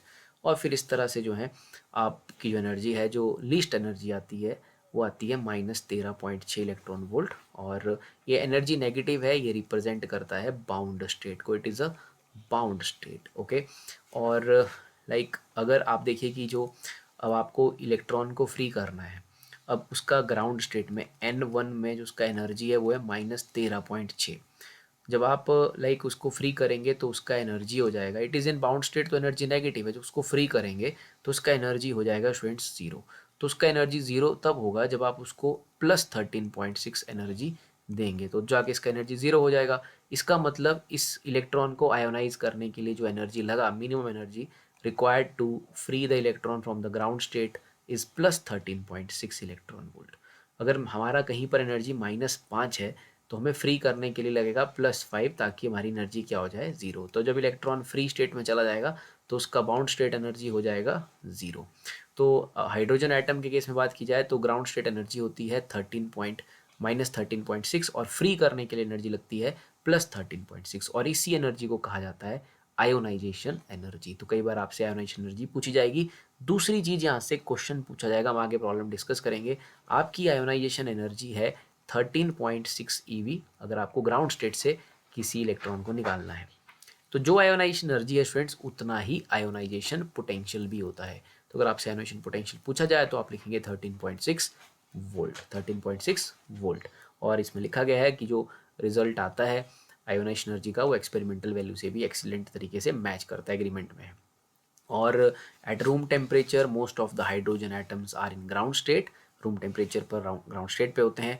और जब हाइड्रोजन एटम एनर्जी रिसीव करता है जैसे कि इलेक्ट्रॉन कोलिजन प्रोसेस के थ्रू, इलेक्ट्रॉन कोलिजन के थ्रू, तो वो सफिशिएंट एनर्जी उसको मिलता है, तो इलेक्ट्रॉन फिर जो है हायर एनर्जी स्टेट्स पे चला जाता है। The atom is then said to be in excited state. तो अगर आपका इलेक्ट्रॉन एनर्जी लेके हायर स्टेट्स में चला गया है तो हम कहेंगे कि एटम एक्साइटेड स्टेट में है। And from these excited states the electron can then fall back to lower energy, and जब वो गिरेगा ऊपर से नीचे तो एमिट करेगा एक फोटोन इन दैट प्रोसेस। तो these are some energy level diagrams, और एनर्जी डायग्राम्स हैं। इसमें ग्राउंड स्टेट की एनर्जी है स्टूडेंट्स, आप इस डाटा को याद भी रख सकते हैं ताकि आप प्रॉब्लम्स आसानी से कर पाए। जब आप एन को 2 भरते हैं हाइड्रोजन एटम के लिए, आपकी एनर्जी आती है -3.0। तो कहे अगर कि N2 से किसी को फ्री कीजिए तो फ्री करने के लिए आपको एनर्जी लगेगी +3.4। तो सेकेंड लेवल से इसको कहते हैं सेकेंड लेवल, N2 कहते हैं, N1 को कहते हैं ग्राउंड स्टेट, और इसको कहते हैं फर्स्ट एक्साइटेड स्टेट। ओके, ध्यान रहे यहाँ बच्चे गलती करते हैं, फर्स्ट एक्साइटेड स्टेट है लेकिन फर्स्ट एक्साइटेड स्टेट में N2 है। अगर मैं कह रहा हूँ N5 तो इसका मतलब है अपने पास फोर्थ एक्साइटेड स्टेट। ओके, जैसे ये हो गया second excited state, third excited state, fourth excited state. तो जैसे सेकेंड एक्साइटेड स्टेट की जो एनर्जी होती है वो होती है -3.4। अब हमें इसको फ्री करना है, आयोनाइज करना है, तो हमें देना पड़ेगा 3.40 एनर्जी। तो 3.40 होगा इसका आयोनाइजेशन एनर्जी, और इसका आयोनाइजेशन पोटेंशियल होगा 3.4। ओके, जब ये फिर इन्फिनाइट ऊपर चला जाएगा तो इसका एनर्जी हो जाएगा 0। तो इस स्टेट में ये, इस एनर्जी लेवल में ये फ्री हो जाएगा। So these are the diagrams. So like highest energy state corresponds to n is equal to infinity. तो हमने ऊपर इसको डिस्कस कर लिया। फिर बारी आती है इस चैप्टर में स्पेक्ट्रल सीरीज से। तो यहाँ से कोई डेरिवेशन नहीं है, लेकिन यहाँ से आपको न्यूमेरिकल जो है स्टूडेंट्स वो पेपर में पूछा जा सकता है। तो हम डिस्कस करेंगे स्टूडेंट्स अब स्पेक्ट्रल सीरीज़ के बारे में। मैंने कहा कि इसमें एक न्यूमेरिकल जो है उसके आने के चांसेस रहते हैं। तो स्पेक्ट्रल सीरीज़ में जो पहली सीरीज़ है वो है लाइमन सीरीज़। जो व्हेन पार्टिकल, हमने ऊपर बात किया कि पार्टिकल व्हेन एक्साइटेड स्टेट में पार्टिकल होगा तो जब वो रिटर्न करेगा ग्राउंड स्टेट की तरफ या किसी भी लोअर लेवल की तरफ, so it emit some energy in the form of photon, और उस फोटोन का एनर्जी का फॉर्मूला आपके पास सिंपल है hν। तो उसी चीज़ को थोड़ा रिलेट किया गया इन टर्म्स ऑफ लैम्डा और wave number. So that symbol represents, that is called wave number, और आप इसकी जगह लिख सकते हैं 1/λ। तो 1/λ इज r इंटू 1/, फॉर्मूला कुछ इस तरह से है students, 1/n1² minus 1/n2²। That is the relation to calculate the lambda. Okay, so जब आपका पार्टिकल जो है, इलेक्ट्रॉन जो है, वो लाइक फर्स्ट में गिरेगा, n1 का मतलब होगा जहाँ वो गिरता है, उसको आप, जैसे इन्होंने लैंडिंग ऑर्बिट लिखा है तो you can write landing orbit. तो जिसमें गिरोगे आप, अगर वो आपका फर्स्ट है, n1 है, कहाँ से भी गिरे आप, 2, n2 आपका लाइक 2 से गिर जाओ, 3 से, 4 से, 5 से, एनीथिंग। अगर आप 1 में गिरते हो, सीधे 1 में गिरते हो, तो वहाँ पर जो स्पेक्ट्रल सीरीज मिलेगी उसका नाम है Lyman series. That is called Lyman series. और लाइमन सीरीज लाई करती है अल्ट्रा वायलेट रीजन में। तो फॉर्मूला ये है आपके सामने, 1/λ r 1/n1² n2²। n1 वो है, याद रखिए, जहाँ गिरना है, n2 है जहाँ से गिरना है। अगर पहले में गिरोगे कहीं से भी तो आपकी सीरीज होगी लाइमन। और ये आर है रिडबर्ग कांस्टेंट। इस रिडबर्ग कांस्टेंट की वैल्यू होती है 1.097 इंटू 10⁻7। ये इसकी वैल्यू है, Rydberg constant in SI system 1.097 into 10⁻7। तो ये वैल्यू पुट करके आप एक्सप्रेशन सॉल्व कर सकते हो। सो दैट इज लैम्डा, और यहाँ से लैम्डा निकाल लेंगे क्रॉस मल्टीप्लाई करके। दूसरी सीरीज है बाल्मर। देखिए, अगर आप n1 को 2 ले लेते हो, अगर आप लैंडिंग ऑर्बिट आपका 2 है, तो 2 में आप कहाँ से गिर सकते हैं, 3 से, 4 से, 5 से, अप टू सो ऑन। तो अगर 2 में आप गिरोगे तो आपका जो सीरीज मिलेगा वो होगा विजिबल सीरीज, बाल्मर सीरीज, और लाई करता है विजिबल रीजन में। बाल्मर से याद रखिए, बाल्मर से बल्ब है, बल्ब से विजिबल लाइट मिलता है, तो विजिबल रीजन आपका बाल्मर सीरीज है, और आपका लाइमन सीरीज लाई करता है अल्ट्रा वायलेट रीजन में। फिर उसके बाद आता है आपके पास तीसरा, दैट इज पाश्चन सीरीज। तो पाश्चन सीरीज तब मिलेगा जब आप बेसिकली n=3, मतलब n1=3। जब 3 में लैंड करेंगे, 4 से, 5 से, 6 में, अप टू सो ऑन, तो आपको सीरीज जो मिलेगी दैट इज पाश्चन। ये इंफ्रारेड रीजन में लाई करता है, यही सेम फॉर्मूला है सब कुछ, बस आपका n1 n2 में थोड़ा सा बदलाव हो रहा है। पहले आपका n1 1 था, फिर आपका n1 2 हो गया, फिर आपका n1 3 हो गया। अब आपका n1 जो है वो 4 होने वाला है, n1 इज 4 नाउ। तो जो सीरीज मिलेगी that is called Brackett series. ये मिड इंफ्रारेड रीजन में लाई करती है। So this formula is again same. तो कुछ भी इसमें करने वाली बात नहीं है, आप वैल्यूज पुट कीजिएगा, आपको आंसर मिल जाएगा। और इसमें आखिर वाली जो सीरीज है that is called Pfund series. Pfund series में आपका जो n1 होता है वो होता है 5, और n2 हो सकता है 6, 7, 8, 9, 10 अप टू सो ऑन। तो that series is also lying in the infrared reason. So students, अब इसमें एक बहुत ही इंपॉर्टेंट पॉइंट जिससे क्वेश्चंस पूछे जाते हैं। देखिए, आपने देखा लैम्डा का फॉर्मूला है 1/λ is equal to R, and यहाँ लिखा गया है 1/n1² minus 1/n2², that is the relation. अब आपसे क्वेश्चन पूछा जाएगा कि आप बताइए कि when you have shortest lambda, when you have shortest lambda for any series, मैं एग्जांपल लेता हूँ लाइमन सीरीज, क्वेश्चन पूछा जाएगा find the shortest lambda for Lyman series. तो देखिए शॉर्टेस्ट लैम्डा मतलब मैक्सिमम एनर्जी। देखिए मैक्सिमम एनर्जी आपको तब मिलेगा, शॉर्टेस्ट लैम्डा मैक्सिमम एनर्जी आपको तब मिलेगा जब आप इन्फिनिटी से 1 में गिरेंगे, आप इन्फिनिटी से 1 में गिरेंगे। तो व्हेन यू पुट n1 की जगह आपने 1 भरना है, n2 की जगह आपने इन्फिनिटी भरना है, तो आपको जो लैम्डा मिलेगा आंसर में वो लैम्डा होगा shortest, that is called shortest lambda. तो किसी भी सीरीज का शॉर्टेस्ट लैम्डा पूछा जाए, जैसे मुझे मान लीजिए ब्रैकेट सीरीज का शॉर्टेस्ट लैम्डा पूछा जा रहा है, तो ब्रैकेट सीरीज का शॉर्टेस्ट लैम्डा तब मिलेगा, ब्रैकेट कब मिलता है, जब आपका n1 क्या होता है 4, तो जब आपका n2 जो है वो इन्फिनिटी होगा, जब इन्फिनिटी से 4 में आएंगे तो आपको मिलेगा shortest lambda for Brackett series. अब कोई पूछे लॉन्गेस्ट लैम्डा, तो लॉन्गेस्ट लैम्डा मतलब सबसे कम एनर्जी, तो लॉन्गेस्ट लैम्डा आपको मिलेगा जब आप सब जस्ट ऊपर वाले से नीचे गिर जाओगे। तो ब्रैकेट सीरीज की बात करूं n1 तो 4 ही रहने वाला है, अगर आपका n2 है 5, तो अगर आप 5 से 4 में गिरते हो तो आपको मिलता है longest lambda for Brackett series. अगर आप इन्फिनिटी से 4 में गिरते हो तो आपको मिलता है शॉर्टेस्ट लैम्डा।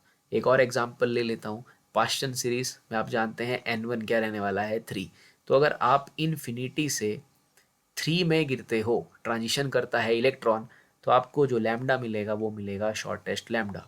और अगर आप लाइक 3 में आपने गिरना है, अगर आप 4 से 3 में गिरते हो, 3 के जस्ट ऊपर है 4, 4 से 3 में गिरते हो तो आपको मिलता है lambda longest. So this is the case, इसके ऊपर क्वेश्चन पूछे जाते हैं, फाइंड द शॉर्टेस्ट लैम्डा, ये लैम्डा, इस तरह के कुछ वो लैम्डा जो भी है। एंड अलॉन्ग विद दैट हम आगे जब इसके क्वेश्चन डिस्कस करेंगे तो उसमें बहुत सारे क्वेश्चन इन टॉपिक से बनेंगे। आपने देखा फर्स्ट पार्ट में रदरफोर्ड का स्कैटरिंग एक्सपेरिमेंट है, अगर वहाँ से थ्योरेटिकल आ गया तो ठीक है, नहीं तो गोल्ड फॉयल एक्सपेरिमेंट से वो डिस्टेंस ऑफ क्लोज अप्रोच का क्वेश्चन पूछा जा सकता है। अदरवाइज मेजॉरिटी चांसेस हैं कि इस सेकंड पार्ट ऑफ चैप्टर से ही चीज़ें आपको पूछी जाएं जनरली। सो और इसमें स्टूडेंट्स एक लास्ट कॉन्सेप्ट, देन इसके बाद हम इसके लेंगे क्वेश्चंस इस चैप्टर के। ये एक इंपॉर्टेंट पॉइंट है, यहाँ से भी आपसे क्वेश्चन पूछा जा सकता है। देखिए सभी सीरीज में, चाहे मैं लाइमन की बात करूँ, Balmer, Paschen, Brackett, preference series, इस तरह से कुछ दिया जाएगा, alpha line, beta line, gamma line. देखिए लाइक n1 का मतलब यहाँ पर है जहाँ पर पार्टिकल आएगा, लैंड करेगा। तो अगर n1+1 होगा n2 इज n1+1, तो जो लाइन मिलेगी वो मिलेगी अल्फा लाइन। और अगर n1+2 होगा तो आपको जो लाइन मिलेगी वो मिलेगी बीटा लाइन। जैसे मैं एक एग्जांपल आपके सामने कंसीडर करता हूँ, जैसे क्वेश्चन आ गया कि find the H beta line of, H stands for hydrogen, H beta line of Balmer series. तो मुझे कहा एच बीटा लाइन बतानी है बाल्मर सीरीज की। अब देखिए सीरीज क्या कही है मुझे, बाल्मर, या मुझे एच बीटा लाइन बतानी है कौन सी है, और फिर बाद में लैम्डा निकालना है, लैम्डा क्या है। देखिए बाल्मर सीरीज का मतलब हुआ अपने पास कि मैं जिसमें n1 को क्या लेता हूँ 2, ऑर्डर ऐसे Lyman, Balmer, Paschen, Brackett and प्रेफर्ड सीरीज। तो इसमें n1 क्या रहता है लाइनमन में 1, और बाल्मर में n1 क्या रहता है 2। तो मुझे बोला find the H beta line of Balmer series and then find its lambda. Okay, तो मैंने पहले देखा बाल्मर सीरीज में n1 क्या होगा 2, ये है बीटा लाइन का एक्सप्रेशन, ये एक्सप्रेशन आपको याद रखना है। बीटा लाइन का एक्सप्रेशन है तो मैं यहाँ n1 को 2 भरूंगा, तो यहाँ से n2 की वैल्यू आएगी, n1 को मुझे भरना है 2। Okay, I will put 2 there because n1 is 2 for the Balmer series, plus 2। तो फ्रेंड्स n2 की वैल्यू आती है 4, n2 की वैल्यू मेरे पास आ गई 4।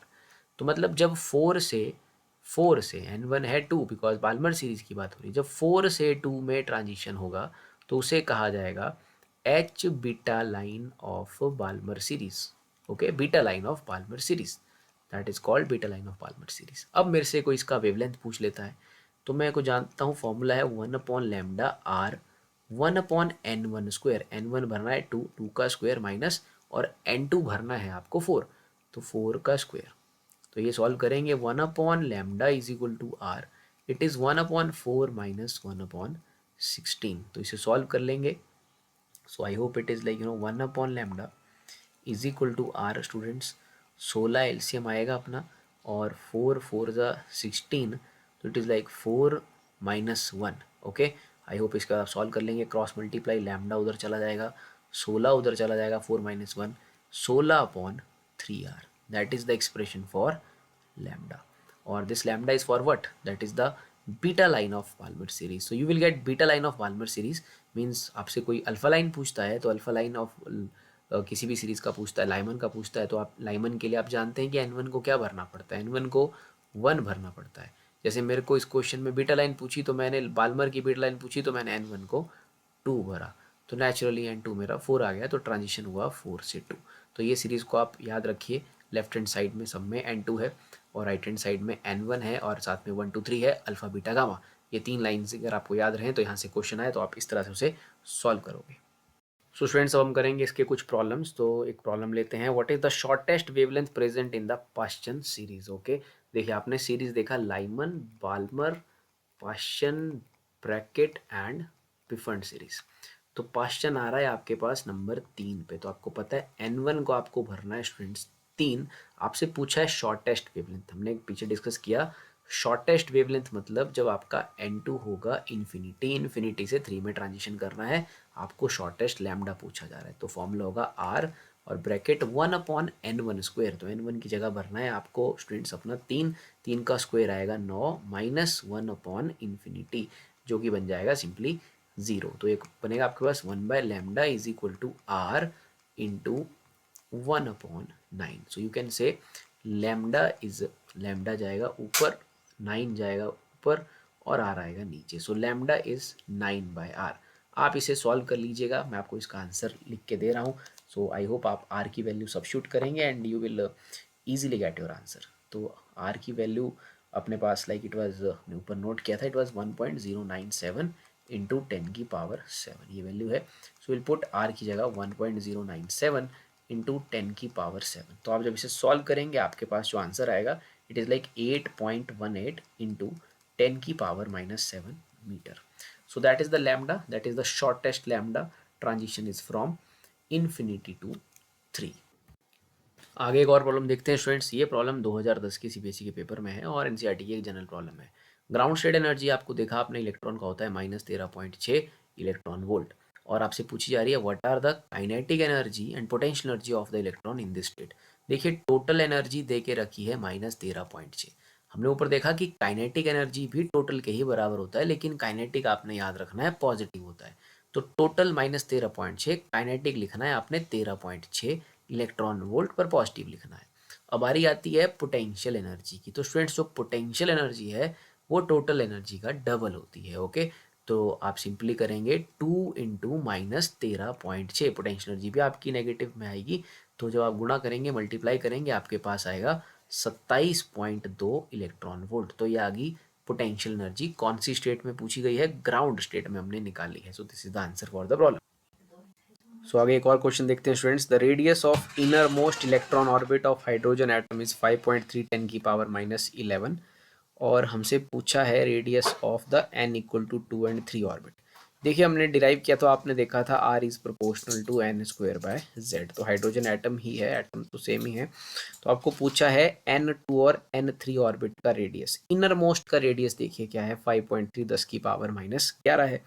तो मतलब जो n1 है उसका रेडियस तो आपको पता है। तो आपने देखा कि जो रेडियस के रिलेशन रहते हैं n² के प्रोपोर्शनल है, तो ये बन जाएगा 1² radius is basically proportional to 2² radius, हो गया radius inner, second radius, third radius is proportional to 3 का square. So they are basically in the ratio 1² is to 2² is to 3², like it is 1, it is 4, it is 9। तो इसका मतलब जो है कि जो n2 है, n2 का जो रेडियस निकलेगा वो बेसिकली पहले का 4 गुना निकलेगा। तो सेकंड ऑर्बिट का रेडियस निकलेगा 4 टाइम्स ऑफ 5.3 इंटू 10⁻11। पर आपसे पूछा जाए तीसरे का, तो तीसरे का जो रेडियस निकलेगा वो 9 गुना निकलेगा पहले के। सो it is 9 times of 5.3 into 10⁻11। तो आपसे कोई भी पूछ लिया जाए, चौथे का पूछ लिया जाए तो 4 का स्क्वायर होगा 16, तो वो निकल जाएगा 16 times. So these are the answers for the second and third orbit. Simply इस तरह के प्रॉब्लम्स इंपॉर्टेंट है, पेपर में पूछे जा सकते हैं।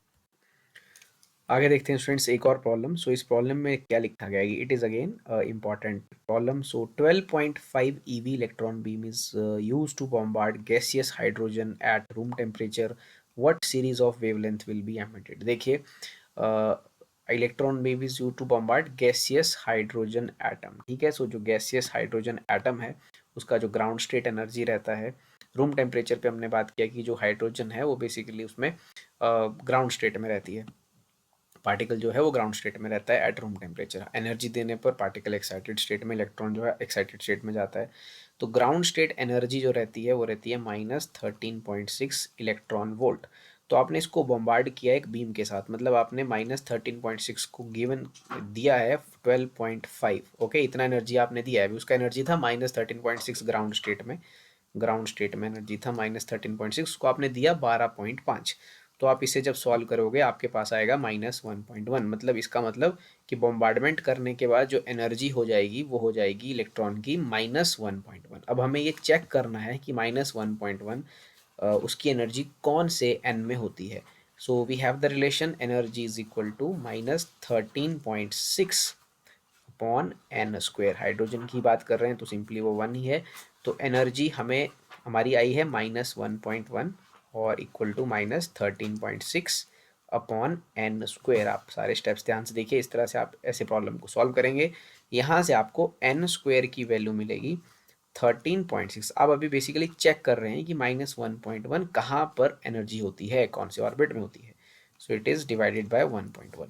तो स्टूडेंट्स इसे मैं डिवाइड कर लेता हूँ, ये आएगा 13.6 को डिवाइड करेंगे 1.1 से आएगा 12.36। तो ये आ गया एन स्क्वेयर आ गया 12.36। अब इसका रूट ले लेते हैं, आपको आइडिया लग जाएगा रूट लेके, सिंपली ऐसे ही 12 का रूट जो है 12.36 का। सो लाइक रूट ऑफ 12.36 आएगा 3.5 के आसपास। तो आप जानते हैं लगभग 3 के आसपास ही आएगा, तो आएगा 3.5। अब 3.5 तो कोई ऑर्बिट नहीं है, या तो 3 है या 4 है। तो ऑब्वियसली ये 4 तो नहीं है, 3 से तो कम ही है, और सॉरी 4 से तो कम ही है, तो मैं इसको कंसीडर कर लूँगा 3। Okay, so it means that 1.1 energy के साथ, -1.1 एनर्जी के साथ जो आपका इलेक्ट्रॉन है वो थर्ड लेवल पर है, n इक्वल टू 3 लेवल पर है, मतलब वो सेकेंड एक्साइटेड स्टेट में है।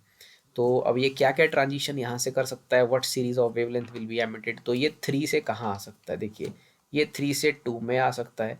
तो 3 से 2 में आएगा तो ये बाल्मर सीरीज देगा आपको, और अगर ये 3 से 1 में आएगा तो ये आपको लाइमन सीरीज देगा। तो दीज आर द स्टेप्स, इनको करके आप चेक कर सकते हैं कि कहाँ से ट्रांजिशन होने वाला है। So that is the energy था उसका, ग्राउंड स्टेट इतना आपने दिया 12.5, उसका एनर्जी हो गया -1.1। आपको चेक करना था कि -1.1 कहाँ पर एनर्जी होता है, तो आपने कंफर्म किया, आंसर आया 3.5। तो इट मीन्स ये 4 तो नहीं है, तो 3 इसको ले सकते हैं। तो हमने इसको 3 लिया। Not transitions are possible from 3 to 2 और 3 to 1। 3 to 2 आएगा तो बाल। तो स्टूडेंट्स अब आगे चलते हैं, इसमें प्रॉब्लम डिस्कस करते हैं। तो ये पहली प्रॉब्लम है, बोहर रेडियस दे के रखा है 53 पिकोमीटर। लाइक बोहर रेडियस का मतलब है अपना जो हाइड्रोजन एटम है उसका इनर मोस्ट ऑर्बिट का रेडियस, वो गिवन दे के रखा है। Radius of Li2 positive in the ground state on the basis of Bohr model. देखिए Li2 क्या है, Li2 है डबली आयनाइज लिथियम। तो डबली आयनाइज लिथियम जो है वो भी हाइड्रोजन लाइक एटम है, क्योंकि इसमें भी सिंगल इलेक्ट्रॉन है। ओके, जैसे डबली आयनाइज लिथियम है, सिंगली आयोनाइज्ड हीलियम है, क्योंकि सिंगली आयोनाइज हीलियम में भी एक इलेक्ट्रॉन है, डबली आयोनाइज लिथियम में भी एक इलेक्ट्रॉन है। तो जो 1 इलेक्ट्रॉन वाले सिस्टम रहते हैं, एटम्स रहते हैं, वहाँ पर आप बोहर के मॉडल को अप्लाई कर सकते हो। तो हमें बोहर के मॉडल के बेसिस पर Li2 पॉजिटिव का रेडियस पूछा। देखिए रेडियस का जो फॉर्मूला आपने डिराइव किया होगा वो आपने देखा होगा, वहाँ पर कुछ वैल्यू रही होगी, like R is equal to A not into that was N square upon Z. Okay, so A not की वैल्यू हमने निकाली थी इनर मोस्ट ऑर्बिट के लिए। सो वो वैल्यू हमें क्वेश्चन में इसमें गिवन दे के रखी है 53 पिकोमीटर। सो हम लिख लेंगे इसको R is equal to 53 picometre. Option भी है पिकोमीटर्स में ही है सारे, तो इसको चेंज करने की जरूरत नहीं है। एंड अब ये पूछा गया है Li2 पॉजिटिव के लिए। तो Li2 पॉजिटिव के लिए जो Z है वो अपना 3 रहेगा, लिथियम का एटॉमिक नंबर, और वहाँ पर ये भी ग्राउंड स्टेट के लिए पूछा गया है, तो n को हम 1 भरेंगे। तो ये बन जाएगा 53/3। सो it is like 3 1 3। So approximately ये अपना 18 के आसपास आएगा, 17 पॉइंट समथिंग आएगा, बट हमारे पास 17 ऑप्शन नहीं है, तो हम इसे सिंपली 18 ले लेंगे। तो 18 picometre is the answer for this case. तो हाइड्रोजन लाइक एटम्स जो हैं जिनके पास सिंगल इलेक्ट्रॉन है, जैसे कि He पॉजिटिव, Li2 पॉजिटिव, तो इन पे जो है आप बोहर के मॉडल को अप्लाई कर सकते हो और ऐसे रिलेशंस को फाइंड आउट कर सकते हो। सो आगे चलते हैं स्टूडेंट्स, एक और प्रॉब्लम देखते हैं। The simple Bohr model can not be directly apply to calculate the energy levels of an atom with many electrons, this is because. देखिए, बोहर का जो मॉडल है that is applicable to hydrogen like atoms और hydrogen atom जहाँ पर कि होता है अपने पास सिंगल इलेक्ट्रॉन, यहाँ पर बोहर मॉडल एप्लीकेबल होता है। मैनी इलेक्ट्रॉन सिस्टम पे बोहर मॉडल एप्लीकेबल नहीं होता है। देखिए, जब हम सिंगल इलेक्ट्रॉन सिस्टम की बात करते हैं तो this is electron that is the nucleus having charge Ze, तो इन दोनों के बीच में जो फोर्स है दैट इज इलेक्ट्रोस्टैटिक फोर्स, वो फोर्स प्रोवाइड करती है centripetal force, mv² is equal to kZe² r square. So this force is basically a central force acting towards the line joining the electron and the nucleus. So this is the case of a single electron system. जब single electron system है तो यहाँ पर लग रही है दोनों के बीच में electrostatic force and that is a central force. लेकिन अगर मैनी इलेक्ट्रॉन सिस्टम होगा जहाँ पर और भी इलेक्ट्रॉन्स प्रेजेंट रहेंगे तो इलेक्ट्रॉन इलेक्ट्रॉन के बीच में भी लगेगी force, that is force of repulsion. तो उस केस में ये जो फोर्स है, force between the nucleus and the electrons, that will not be a central force. तो इसका सही आंसर होगा that Bohr model is not applicable to many electron systems because of the electrons being not being subject to a central force. और वैसी स्थिति में there is no central force there. Central force तब है जब ये single electron type system है। तो सेंट्रल फोर्स सिस्टम था तभी करके आप ये रिलेशन लिख पाए थे और फर्दर फिर एनर्जी लेवल्स को कैलकुलेट कर पाए थे डिफरेंट ऑर्बिट्स के। सो that is the answer for this problem. आगे एक और प्रॉब्लम देखते हैं स्टूडेंट्स, ये सीबीएसई के पुराने पेपर्स में आई है। So what is the ratio of radii of orbits corresponding to first excited state and ground state in hydrogen atom. देखिए, जो रेडियाई का रिलेशन है, इस तरह के क्वेश्चन आपको एमसीक्यू या सिंगल आंसर में मिल सकते हैं। R is proportional to N square. तो जो फर्स्ट एक्साइटेड स्टेट होता है उसका मतलब होता है एन इज इक्वल टू 2 और ग्राउंड स्टेट का मतलब होता है एन इज इक्वल टू 1। तो फर्स्ट एक्साइटेड स्टेट का निकाल लेते हैं, यहाँ पर लिख लेते हैं इट इज़ 2 का स्क्वायर अपॉन ग्राउंड स्टेट के लिए मैं रेडियाई 1 लिख लेता हूँ, तो यहाँ लिखूंगा 1 का स्क्वायर। रेशो पूछी है तो आंसर आ जाएगा simply 4:1। 4:1 is the answer. So आगे स्टूडेंट्स एक और प्रॉब्लम देखते हैं। What is the value of angular momentum of electron in the second orbit of Bohr model of hydrogen atom. तो एंगुलर मोमेंटम की वैल्यू पूछी है, फॉर्मूला आप जानते हैं mvr is equal to NH/2 pi. ठीक है, इसको हमें मोमेंटम को निकालना है, एंगुलर मोमेंटम को, तो mvr इज एंगुलर मोमेंटम। तो पूछा है अपने सेकंड ऑर्बिट का, तो n को 2 भरिए, सो 2h/2 पाई, तो 2 से 2 कट जाएगा तो आपका आंसर आएगा h/2 पाई। ये सीबीएसई के 2021 के सैम्पल पेपर में दी गई प्रॉब्लम थी। सो आगे एक और प्रॉब्लम देखते हैं students. Consider 2 different hydrogen atoms हैं, electron in each atom is in excited state. Okay, दोनों एटम्स में इलेक्ट्रॉन एक्साइटेड स्टेट में है। Is it possible for the electrons to have different energies but the same orbital angular momentum according to Bohr model. तो question ये है कि क्या उनका एनर्जीज, अगर एनर्जी उनका डिफरेंट है तो क्या उनका ऑर्बिटल एंगुलर मोमेंटम सेम हो सकता है। तो इसका आंसर बेसिकली है नो। तो ये क्वेश्चन इस तरह से सॉल्व होगा। एनर्जी का फॉर्मूला आप जानते हैं होता है -13.6 Z² upon n²। Okay, this is the formula. तो अगर आप एनर्जी की बात करते हैं हाइड्रोजन एटम के लिए तो रिलेशन बनता है -13.6, Z को 1 भरिए और अपना रिलेशन बन जाता है n²। ओके, तो उनका एनर्जीज डिफरेंट है। Okay, electrons to have different energies. तो इलेक्ट्रॉन का जो एनर्जी है वो डिपेंड करता है कि उनका लेवल कौन सा, एनर्जी लेवल कौन सा है, उनका ऑर्बिट कौन सा है। तो एनर्जीज अगर उनका डिफरेंट है तो ऑब्वियसली उनका एन भी डिफरेंट होगा, क्योंकि एन डिफरेंट होने पर ही एनर्जीज भी डिफरेंट होंगी। और एंगुलर मोमेंटम होता है mvr is equal to NH/2 pi, orbital angular momentum NH/2 pi. तो अब अगर एनर्जीज डिफरेंट हैं तो वो क्यों डिफरेंट है, क्योंकि एन डिफरेंट है। और अगर एन डिफरेंट हुए तो ऑब्वियसली एंगुलर मोमेंटम भी क्या होगा, different. So it is not possible कि एनर्जीज डिफरेंट हो और momentum, orbital angular momentum same हो जाए, बिकॉज एनर्जी एन पे डिपेंड करता है और एंगुलर मोमेंटम भी एन पे डिपेंड करता है। तो इसलिए इसका आंसर हो जाएगा नो। तो आगे एक और प्रॉब्लम देखते हैं स्टूडेंट्स। ये प्रॉब्लम 2019 और 2015 के पेपर में आई थी। The energy levels of atom are given below. Okay, so यहाँ पर पूछा है which transition is Lyman and Balmer series. Okay, तो A B C D E बहुत सारी ट्रांजिशंस आपको दिखाई दे रही हैं, तो आपसे पूछा जा रहा है लाइमन कौन सा है। तो आपने लाइमन के बारे में देखा है कि जब आप लाइक अपने एनर्जी लेवल देखे होंगे जिसको हम N1 कहते हैं, उसके बाद हम N2 कहते हैं।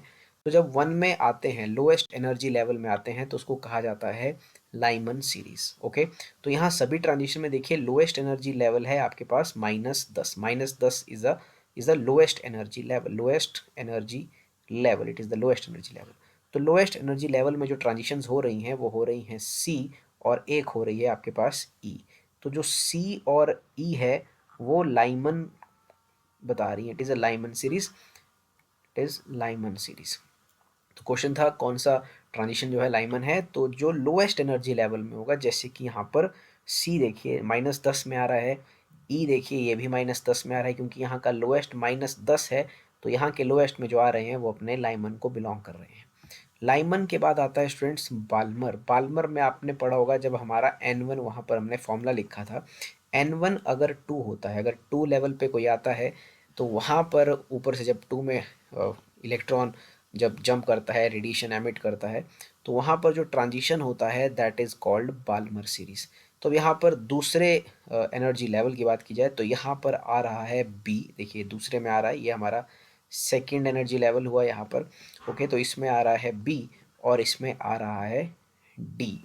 तो ये जो यहाँ पर बी एंड डी है ये बाल्मर को बिलोंग कर रहे हैं, दीज आर बाल्मर सीरीज।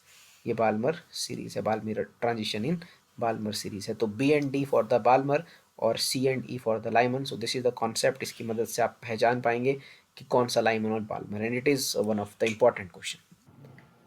सो आगे स्टूडेंट्स एक और प्रॉब्लम देखते हैं, ये CBSE सैम्पल पेपर 2018 का है। अगेन एक इंपॉर्टेंट प्रॉब्लम है। Energy levels of element X are shown in the diagram, which one of the level transition will result in the emission of photons of wavelength 620 nanometer, support your answer with mathematical calculation. देखिए क्या है, आप लगाएंगे यहाँ energy का formula इस तरह के क्वेश्चन में hc/λ। hc को आप पुट करेंगे 1240 और आपको लैम्डा लेना है नैनोमीटर में, तो आप लेंगे 620 डिवाइड करेंगे, आपको आंसर मिलेगा 2। तो यहाँ से एनर्जी का जो आंसर आ रहा है वो आएगा 2, और याद रखिए उसका यूनिट आएगा 2 इलेक्ट्रॉन वोल्ट। जब आप यहाँ 1240 डायरेक्ट भरेंगे, लैम्डा नैनोमीटर में लेंगे, तो रिमेंबर आंसर एनर्जी का इलेक्ट्रॉन वोल्ट में आएगा। तो 2 इलेक्ट्रॉन वोल्ट का एनर्जी यहाँ पर मिला है, तो हमें यहाँ ये देखना है कि कौन से ट्रांजिशन में 2 इलेक्ट्रॉन वोल्ट का एनर्जी इन्वॉल्व है। देखिए ए में आप 0 से -1, बी में आप 0 से -3, सी में 0 से -10, डी में देखिए डी में आ रहे हैं -1 से -3, डी में आ रहे हैं -1 से -3। सो यहाँ पर there is a emission of energy of 2 electron volt. So 2 electron volt को जो बिलोंग कर रही है वो हमारी लेवल जो है वो है बेसिकली अपना D. So D transition is the answer, D transition is the answer. तो इस तरह से आप आसानी से चेक कर सकते हैं कि कौन सी ट्रांजिशन हो रही है। Just calculate the energy using this expression, put the value of wavelength in nanometers, you will get energy in electron volt. So D is the answer. So students आगे चलते हैं, one of the important question. So here 12.3 electron volt electron beam is used to bombard gaseous hydrogen atom at room temperature. So room temperature पर जो generally हमारा hydrogen atom होता है, it is in the ground state. Up to which energy level the hydrogen atoms would be excited, calculate the wavelengths of the second member of Lyman series and second member of Balmer series. तो पहले तो हम ये पता करेंगे कि 12.3 EV का beam जब उसके ऊपर फेंकेंगे तो कौन से लेवल तक जाएगा। देखिए ग्राउंड स्टेट एनर्जी होती है -13.6, आप कैसे सॉल्व करेंगे इसे।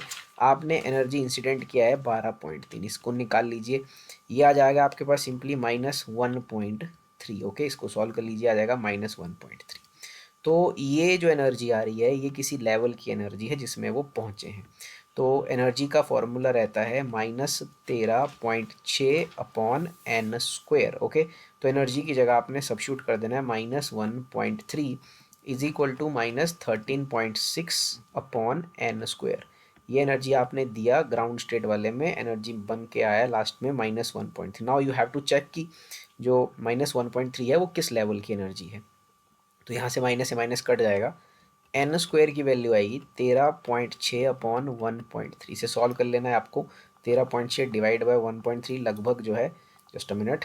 सो 13.6 को आपने डिवाइड करना है 1.3 के साथ, जो कि आपके पास लगभग स्टूडेंट्स 10.46 के आसपास आ जाएगा एन स्क्वायर। यहाँ से आपको एन निकाल लेना है, ठीक है। तो n is basically root of this, that is 10.46। तो आपको क्लियर है कि अब ये अपना 9 जो है 10 का मिस हो, like it is 3 point something, but 3 point something तो नहीं लेंगे और बिट तो अपना डिस्क्रीट ही लेना पड़ेगा, सो इट इज़ 3। तो इसको हम 3 ले लेंगे, इट इज़ डेफिनेटली 3 देयर। तो एन हमें 3 पता चल चुका है, ओके। सो ये है अपना थर्ड लेवल। और साथ में पूछा है calculate the wavelength of Lyman series and second member of Lyman series and second member of Balmer. तो एक पार्ट तो हमने कर दिया कि up to which energy level the hydrogen atom would be excited, so it would be excited to n is equal to third level, okay. Third level मतलब second excited state. अब अगला क्वेश्चन है calculate the wavelength of second member of Lyman series. अब ये second member of Lyman series क्या है? Second member of Lyman series ये निकालना है अपने को। इसका वेवलेंथ फॉर्मूला आप जानते हैं, 1/λ is equal to Rydberg constant 1/n1 square minus 1/n2 का स्क्वायर। हम जानते हैं लाइमन सीरीज मतलब n1 को लेना होता है 1 लैंडिंग ऑर्बिट जहाँ पर पार्टिकल आएगा। तो 1/λ is equal to Rydberg constant. मैं यहाँ पर एक्सप्रेशन पुट करूँगा, आंसर आपको लिखूँगा, आप इसको प्रैक्टिस करके सॉल्व करेंगे। तो n1 की जगह आपने भरना है स्टूडेंट्स 1, क्योंकि लाइमन सीरीज में आ रहा है। और अब ये सेकंड मेंबर का मतलब होता है, सेकंड मेंबर का मतलब होता है n2 को आपको लेना है 3, okay. Second member n2 3, first member बोला जाएगा, फर्स्ट मेंबर का लैम्डा निकालने को बोला जाएगा, तो आपको 2 से 1 में गिराना है। ये बोला है सेकंड मेंबर ऑफ लाइमन, तो आपने n2 को लेना है 3, सो यहाँ पर 3 का करना है स्क्वायर, तो बन जाएगा 9। तो फिर आप इसको सॉल्व कर लेंगे। I am just writing the answer for lambda, जो कि सॉल्व करने पड़ेगा 1.025 इंटू 10⁻⁻7 मीटर, यह आएगा for Lyman series. Similarly for second member for Balmer, तो यही फॉर्मूला लगेगा, लाइक 1/λ और यहाँ होगा 1/n1 square minus 1/n2 square. Again Balmer में आप जानते हैं n1 होता है 2, तो आप यहाँ लिखेंगे 1/2 का स्क्वायर माइनस, अब इसमें भी बोला है सेकंड मेंबर, देखिए 2 में गिरना है, कहाँ से गिर सकते हैं? 3 से गिर सकते हैं, 4 से गिर सकते हैं। तो 3 से गिरेंगे तो फर्स्ट मेंबर, 4 से गिर जाएंगे तो अपना सेकंड मेंबर। तो सेकंड मेंबर के लिए आपको n2 को भरना है 4, इसका 4 का स्क्वायर, तो इस तरह से सॉल्व करना है। 4 का square 16, so that is 1/λ। Solve करने पर रिडबर्ग कांस्टेंट की वैल्यू भरने पर, सारी चीज़ें पुट करने पर आपके पास जो लास्ट में जो इसका आंसर आएगा वो आएगा 4.86 into 10⁻⁷ meter. So this is the answer. इस तरह से इस क्वेश्चन को आप सॉल्व करेंगे। और बाकी ये जो आपने ऊपर देखा that is very important question, क्या अपने पास कहाँ तक वो एक्साइट होगा, so that is n is equal to 3। Students आगे बढ़ते हैं प्रॉब्लम्स में। सो एक और प्रॉब्लम है, the ground state energy of hydrogen atom is -13.6 electron volt, what are the kinetic and potential energy of the electron in this state. तो देखिए basically कोई भी स्टेट आपसे पूछी जाए, आपको टोटल एनर्जी दे के रखा है -13.6 इलेक्ट्रॉन वोल्ट। नेगेटिव साइन का मतलब है it represents a bound state there. और स्टूडेंट्स जो काइनेटिक एनर्जी होती है वो टोटल एनर्जी के ही बराबर होती है, लेकिन उसका साइन आपको प्लस लेना है। तो काइनेटिक एनर्जी आ जाएगा 13.6 इलेक्ट्रॉन वोल्ट। तो एक आंसर आपका ये हो गया। और पोटेंशियल एनर्जी जो होगा वो basically twice of total energy होगा। तो इट मीन्स इसका आंसर आएगा 2 इंटू -13.6, जो कि बन जाएगा -27.2 इलेक्ट्रॉन वोल्ट। तो काइनेटिक एनर्जी और टोटल एनर्जी सेम होगा, लेकिन काइनेटिक एनर्जी पॉजिटिव होगा। पोटेंशियल एनर्जी टोटल एनर्जी का जो है वो डबल होगा, लेकिन साइन उसका भी नेगेटिव रहेगा। तो -27.2 और काइनेटिक एनर्जी 13.6, किसी भी स्टेट में दिया हो, किसी भी ऑर्बिट में देके रखो, आप इसी तरह से उसको सॉल्व करेंगे। अगला प्रॉब्लम है, when is H alpha line of Balmer या where is basically H alpha in which region of Balmer series, H alpha line of Balmer series in the emission spectrum of hydrogen atom obtained. तो ये obtain होती है in the visible region. H alpha line of Balmer series is obtained in the visible region. आगे चलते हैं next question में, why is the classical Rutherford model for an atom of electron orbiting around the nucleus not able to explain the atomic structure। so according to that Rutherford model, like electron जो है वो एक charge particle है और वो accelerated motion में है while orbiting the orbit. So accelerating charge particle must radiate it's energy. Okay, must radiate it's energy. Okay, energy, just a minute, energy की spelling, must radiate its energy and ultimately it will fall into the nucleus. तो basically जो classical Rutherford model है वो atom की stability को जो है वो एक्सप्लेन नहीं कर पाया है. तो इसीलिए वो जो मॉडल है वो बेसिकली फेल हो गया. ठीक है, it not able to explain. So because वो कह रहा है कि जो चार्ज पार्टिकल है वहाँ पर वो एसिलेटेड मोशन में है और एसिलेटेड मोशन में चार्ज पार्टिकल एनर्जी रेडिएट करेगा and ultimately it will fall into the nucleus. So that will not explain the stability of that structure, atomic structure. So that's why classical model for an atom is not able to explain the atomic structure. आगे चलते हैं next problems की तरफ. So next problem कुछ इस तरह से है. Define the term excitation energy and second one is ionization energy. देखिए, energy which is required by the electron to jump from the ground state to any excited state. जैसे मान लीजिए ground state में एनर्जी होता है -13.6 for hydrogen atom. तो this ground state means n equal to 1. So n equal to 2 means first excited state. तो जितना energy required रहेगा फर्स्ट एक्साइटेड ग्राउंड स्टेट से फर्स्ट एक्साइटेड स्टेट में जाने के लिए, that energy is called excitation energy. जैसे एग्जांपल दिया गया है, first excitation energy is approximately 10.2 electron volt and second excitation is 12.09. इसका मतलब अगर आपको ग्राउंड स्टेट से फर्स्ट एक्साइटेड स्टेट में जाना है यानी कि N2 में जाना है तो आपको एनर्जी चाहिए 10.2 इलेक्ट्रॉन वोल्ट का. तो यहाँ पर 10.2 इलेक्ट्रॉन वोल्ट स्टूडेंट कहलाएगा excitation energy. Energy required to excite the electron from ground state to any of the excited state. दूसरा, यहाँ पर कई बार क्वेश्चन एक्साइटेशन पोटेंशियल के लिए भी पूछा जाता है. तो जो एक्साइटेशन एनर्जी होता है वही लाइक 10.2 बट वो वोल्ट में होगा. सो 10.2 volt is called the excitation potential for this particular transition. और अगली टर्म है डिफाइन आयोनाइजेशन एनर्जी. सो जो आयोनाइज करने के लिए, मतलब the energy which is required to take an electron completely out of the atom is called ionization energy. बाहर निकालने के लिए, फ्री करने के लिए. और it is the energy use to take out the electron from ground state to the outer most orbit. So उसको electron को बाहर करने के लिए, एटम से बाहर करने के लिए फ्रॉम द ग्राउंड स्टेट जो एनर्जी लगेगा that is called ionization energy. तो जैसे कि अगर हम ग्राउंड स्टेट की एनर्जी की बात करते हैं वो है -13.6 इलेक्ट्रॉन वोल्ट. तो अगर हम +13.6 इलेक्ट्रॉन वोल्ट देते हैं तो इलेक्ट्रॉन का एनर्जी हो जाता है 0, मतलब वो हो जाता है फ्री वहाँ पर. ओके, बाउंड स्टेट से बाहर चला जाता है.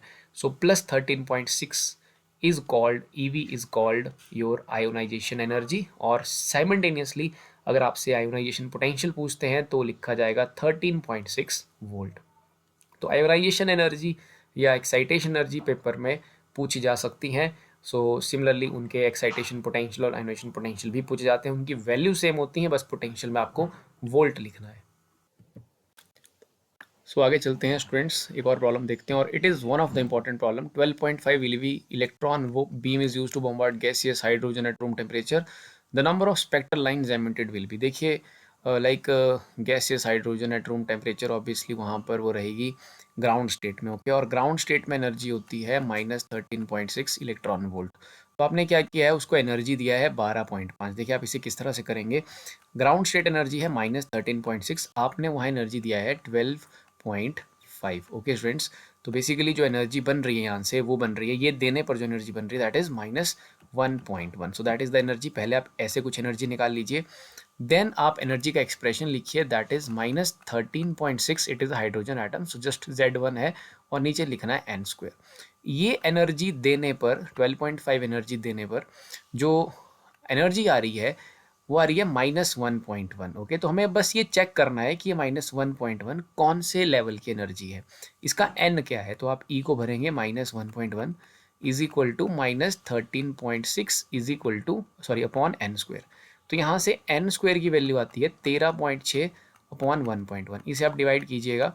हमने ऐसा क्वेश्चन पहले भी किया है. 13.6 डिवाइडेड बाय 1.1 ये 12.3 के लगभग आती है, 12.3. सो रूट सॉल्व करेंगे तो अप्रॉक्सीमेटली ये 3 आ जाएगा. तो ये एनर्जी देने पर जो ट्रांजिशन हुआ है वो आपका इलेक्ट्रॉन चला गया है n इज इक्वल टू 3 पर. Okay, n is equal to 3, मतलब सेकेंड एक्साइटेड स्टेट में है। तो यहाँ पूछा है कितनी लाइन्स एमिटेड होंगी, तो आपने फॉर्मूला लगाना है n into n minus one by two. So it is like n की वैल्यू 3 है, सो 3 minus one divided by 2, so it is 2, 3 to the 6 by 2, so it is equal to 3. So number of spectral lines emitted will be 3, so option 3 इसका answer है। इस तरह से आप इस क्वेश्चन को करेंगे, केयरफुली से नोट करिएगा, और it is one of the important question from this chapter. Next question पे चलते हैं students. Again it is very important problem जो कि सीबीएसई के 2017 के पेपर में पूछा गया था। सो यहाँ क्वेश्चन इस तरह से है, the shortest wavelength for Lyman series for hydrogen atom is 913 angstrom, calculate the shortest wavelength for Balmer series of hydrogen atom. तो बाल्मर सीरीज का हमें शॉर्टेस्ट वेवलेंथ निकालना है हाइड्रोजन एटम के लिए, और हमें जो दिया गया है वो दिया गया है लाइमन सीरीज का 913 एंगस्ट्रॉम। देखिए कैसे करना है इस क्वेश्चन को। आप जानते हैं 1/लैम्डा का formula Rydberg constant into 1/n1 square minus 1/n2 square. देखिए शॉर्टेस्ट लैम्डा की जब बात होगी, किसी भी सीरीज का शॉर्टेस्ट लैम्डा हो, लगी बात हो रही है लाइमन की, तो लाइमन में जब आप गिरते हो तो आते हैं n1 होता है आपका 1 लाइमन के लिए, और शॉर्टेस्ट लैम्डा के लिए आपका n2 रहेगा इन्फिनाइट। ओके, शॉर्टेस्ट लैम्डा कहेंगे तो n2 को इन्फिनिटी भरना है, लॉन्गेस्ट लैम्डा कहेंगे तो n2 को 2 भरना है। तो यहाँ शॉर्टेस्ट बोला गया है, और लाइक इट इज़ 1/लैम्डा आर इंटू आप भरेंगे n की जगह, n1 की जगह 1 का स्क्वायर 1 ही हो जाएगा, और n2 की जगह भरेंगे इन्फिनिटी, सो 1/इन्फिनिटी इज 0, तो आपको मिलेगा 1/लैम्डा is equal to R. Okay students, और यहाँ से लैम्डा मिल जाएगा आपको आर के बराबर, सॉरी लैम्डा मिल जाएगा आपको, lambda is equal to 1/r। तो और लैम्डा की वैल्यू अपने को गिवन दे के रखी है, उसको हम लिख लेंगे 913 एंगस्ट्रॉम। सो लैम्डा आता है इस केस में 1/r, और उसकी वैल्यू है 913 एंगस्ट्रॉम। ये गिवन है क्वेश्चन में। ये सॉल्व करके हमने ये पता कर लिया कि लैम्डा एक्चुअल में एक्सप्रेशन क्या है, लैम्डा का 1/r आया है। अब हमें निकालना है shortest wavelength for Balmer series. Okay, Balmer series के लिए सॉल्व करना है, मैं यहीं पर इसको सॉल्व कर लेता हूँ, अगले पेज पर अगला क्वेश्चन है। तो अब हमें जाना है बाल्मर सीरीज। बाल्मर सीरीज में आप जानते हैं n1 होता है अपना 2। ओके, बाल्मर सीरीज का भी शॉर्टेस्ट पूछा है, तो इसमें n2 की वैल्यू हो जाएगी इन्फिनिटी। फिर से फॉर्मूला लगाएंगे, 1/लैम्डा डैश मान लेते हैं इज इक्वल टू आर, और यहाँ लिखा जाएगा 1/2 का स्क्वायर, तो 4 आ जाएगा, माइनस 1/इन्फिनिटी, सो 1/इन्फिनिटी 0 अगेन, तो यहाँ से 1/लैम्डा डैश की वैल्यू आ रही है r/4। ओके स्टूडेंट्स, तो देन हम यहाँ से लैम्डा डैश की वैल्यू निकाल सकते हैं, it is 4/r, that is 4/r। तो हमने देखा यहाँ पर कि हमसे वो लैम्डा डैश पूछा गया है 1/r। देखिए लैम्डा 1/r, 1/r की वैल्यू थी 913, तो ये हमें गिवन दे के रखी थी, और इसी का इस्तेमाल करके हम यहाँ सॉल्व करेंगे। सो it is like 4 into 1/r, और 1/r हमें पता है, गिवन दिया गया है 913, तो आप इसे लिखेंगे 4 इंटू 913 एंगस्ट्रॉम। ठीक है, इसको मल्टीप्लाई कर लीजिए आप, इसको ये 3650 के आसपास जो भी इसकी वैल्यू आएगी, मैं मल्टीप्लाई कर लेता हूँ कैलकुलेटर की मदद से। So it is like 913 multiplied by 4, 3652, yes 3652 इसका आंसर है, 3652 angstrom. Again this is a important problem, very important problem, so आप इसे अच्छे से समझेंगे, और अगर पेपर में आता है तो इस तरह से आपने उसको सॉल्व करना है। आगे चलते हैं students, and this is again a important problem जो कि सीबीएसई के 2019 के पेपर में पूछी गई है। देखिए जो कॉन्सेप्ट है वही अप्लाई किया गया, थोड़ा सा चीज़ों को बदला गया है। Calculate bore radius of Munich hydrogen atom and atom. Munich atom क्या होता है? हाइड्रोजन एटम, जहाँ electron is replaced bye a negatively charge muon of mass about 207 me। तो हमें बोहर का रेडियस निकालना है म्यूनिक हाइड्रोजन एटम के लिए। बस फ़र्क इतना है कि वहाँ पर जो इलेक्ट्रॉन है उसको रिप्लेस किया गया है एक म्यूऑन से, जिसका मास 207 टाइम्स मास ऑफ इलेक्ट्रॉन है। देखिए जब आप रेडियस को डिराइव करते हो तो रेडियस का फॉर्मूला हमने पीछे डिराइव किया है, फॉर्मूला होता है n² Z4π²m/k⁻², that is the formula for radius. Okay, तो हमें अब ऐसे उसके लिए निकालना है म्यूनिक हाइड्रोजन एटम के लिए जिसमें इलेक्ट्रॉन का मास डिफरेंट है और बाकी सब चीज़ें सेम है। तो n सेम है, h सेम है, Z4π²k⁻² सब सेम है, चार्ज वगैरह उसका सही है, सब सेम है। तो फ़र्क जो है वो सिर्फ मास में है। तो अगर आप देखेंगे यहाँ पर तो सारी क्वांटिटीज़ कांस्टेंट है, और हम देखें रेडियस का जो रिलेशन बन रहा है, फिर अगर मास पे डिपेंडेंस जाती है तो इन्वर्स डिपेंडेंस जाती है। तो अब हमें इसी रिलेशन का इस्तेमाल करते हुए रेडियस निकालना है बोहर ऑर्बिट का for that muonic hydrogen atom. तो अगर मैं रेडियस फॉर म्योनिक लिख लेता हूँ, so it is equal to some constant is there, obviously proportionality हटेगा, ये ऊपर है ही सारे कांस्टेंट हैं। So it is written as 1 upon mass of muonic electron. Muon से, म्योन का मास है mu, इसको इक्वेशन 1 मान लेते हैं। और रेडियस ऑफ इलेक्ट्रॉन, जब इलेक्ट्रॉन की बात कर रहे थे, so it is equal to mass of electron, क्योंकि बाकी सारी क्वांटिटीज कांस्टेंट है, रेडियस डिपेंड कर रहा है सिर्फ मास पे। तो स्टूडेंट्स यहाँ से हम रेशो लेते हैं, so radius for that म्योन is upon radius for that electron is equal to M ही चला जाएगा ऊपर और नीचे आ जाएगा M mu is equal to, so radius for mu is equal to r of electrons, radius of electrons orbit into mass of electron upon mu, और mu जो है वो गिवन दे के रखा है, वो 207 टाइम्स मास ऑफ इलेक्ट्रॉन है, तो ये कट जाएगा, तो आपके पास आंसर बचेगा आर ई अपॉन 207। तो radius for that muon is R E upon 207, और आर ई अपने पास radius for electron Bohr orbit दे के रखा है, वो है 0.53 10 की -10, 0.53 10 की -10, 0.53 we have derive this also 10 की -10, जब हमने डेरिवेशंस किया था वहाँ पर फर्स्ट ऑर्बिट का निकाला था। और इसके बाद 207 से स्टूडेंट्स इसको आपने जो है डिवाइड करना है, तो मैं इसे डिवाइड कर देता हूँ कैलकुलेटर की मदद से। इसका जो आंसर आएगा वो आ जाएगा आपके पास 0.53 divided by 207, and it will be like 0.0025 into 10 की power -10। So that is the answer for that orbit का radius for that muon particle, muon, okay. That was terms that a muonic hydrogen atom के orbit का radius अपने पास आ चुका है। तो इस सो स्टूडेंट्स एक और प्रॉब्लम डिस्कस करते हैं, और इस प्रॉब्लम में like we have a 10 kg satellite, और वो circles earth once every 2 hours in orbiting orbit having a radius of 8,000 kilometer. Assume that Bohr's angular momentum postulate applies to the assuming that Bohr's angular momentum postulate applies to the satellite, then the quantum number of the orbit हमें निकालना है। देखिए Bohr का postulate है mvr is equal to nh/2π, और हमें find out करना है, अगर हम इस लाइक सैटेलाइट घूम रहा है, इसके ऊपर हम बोहर के postulate को, एंगुलर मोमेंटम वाले postulate को अप्लाई करते हैं, तो उसका क्वांटम नंबर बताना है। तो क्वांटम नंबर मीन्स हमें n निकालना है। सो n की वैल्यू आ जाएगी mvr इंटू 2π। इस तरह क्वेश्चन आया तो ऐसे सॉल्व करना है, और यहाँ लिखना नीचे h। तो n निकालना है स्टूडेंट्स, मास हमें दिया है सैटेलाइट का 10 किलो है, और उसकी वेलोसिटी हमें निकालनी है, रेडियस दिया है 8000 किलोमीटर, तो इसको हम मीटर में बदलेंगे, इट इज़ 8000, और मीटर में बदलेंगे 10 की power 3 multiplied by 2 into pi, so pi is 22/7, and साथ में यहाँ पर h है, इट इज़ 6.63 इंटू 10⁻⁻34। अब अपने को यहाँ रहा है भरने को वेलोसिटी। ओके स्टूडेंट्स, यहाँ वेलोसिटी भी सब्स्टिट्यूट करना है अभी। तो टाइम पीरियड क्वेश्चन में दिया है, टाइम पीरियड का फॉर्मूला होता है 2πr/वेलोसिटी। तो यहाँ से वेलोसिटी निकाल लेंगे, that is 2πr/T। So it is 2 into 22/7, और जो रेडियस देके रखा ऑर्बिट का वो है 8000 किलोमीटर, उसे मीटर में बदलना है, 10 की पावर 3 से मल्टीप्लाई करना है, divided by time period. Time period है स्टूडेंट्स 2 hours, तो उसको सेकंड में बदलना है, 2 into 60, and it is multiplied by 60। तो ये कन्वर्ट हो गया, यहाँ से वेलोसिटी निकालनी है। ये जब आप सॉल्व कर लेंगे तो आपके पास वैल्यू आएगी 7 इंटू 10 की 3। ध्यान रखिए ये 7 इंटू 2 है, ओके। तो यहाँ से वेलोसिटी निकालिएगा, टाइम पीरियड का फॉर्मूला 2πr/v करके वेलोसिटी निकालिएगा, और फिर जाइएगा mvr is equal to nh/2π के फॉर्मूले में, जहाँ से v पुट कीजिएगा 7 इंटू 10 की पावर 3, जो कि हमें यहाँ पुट करना था 7 इंटू 10 की power 3। So that is the formula जिसकी मदद से आप n फाइंड आउट कर सकते हैं। This is n is equal to this. तो ये जब आप सॉल्व कर लेंगे तो आपके पास आंसर आएगा 5.3 इंटू 10 की power 45। This is the answer. So ये इसका क्वांटम नंबर हमें मिलता है।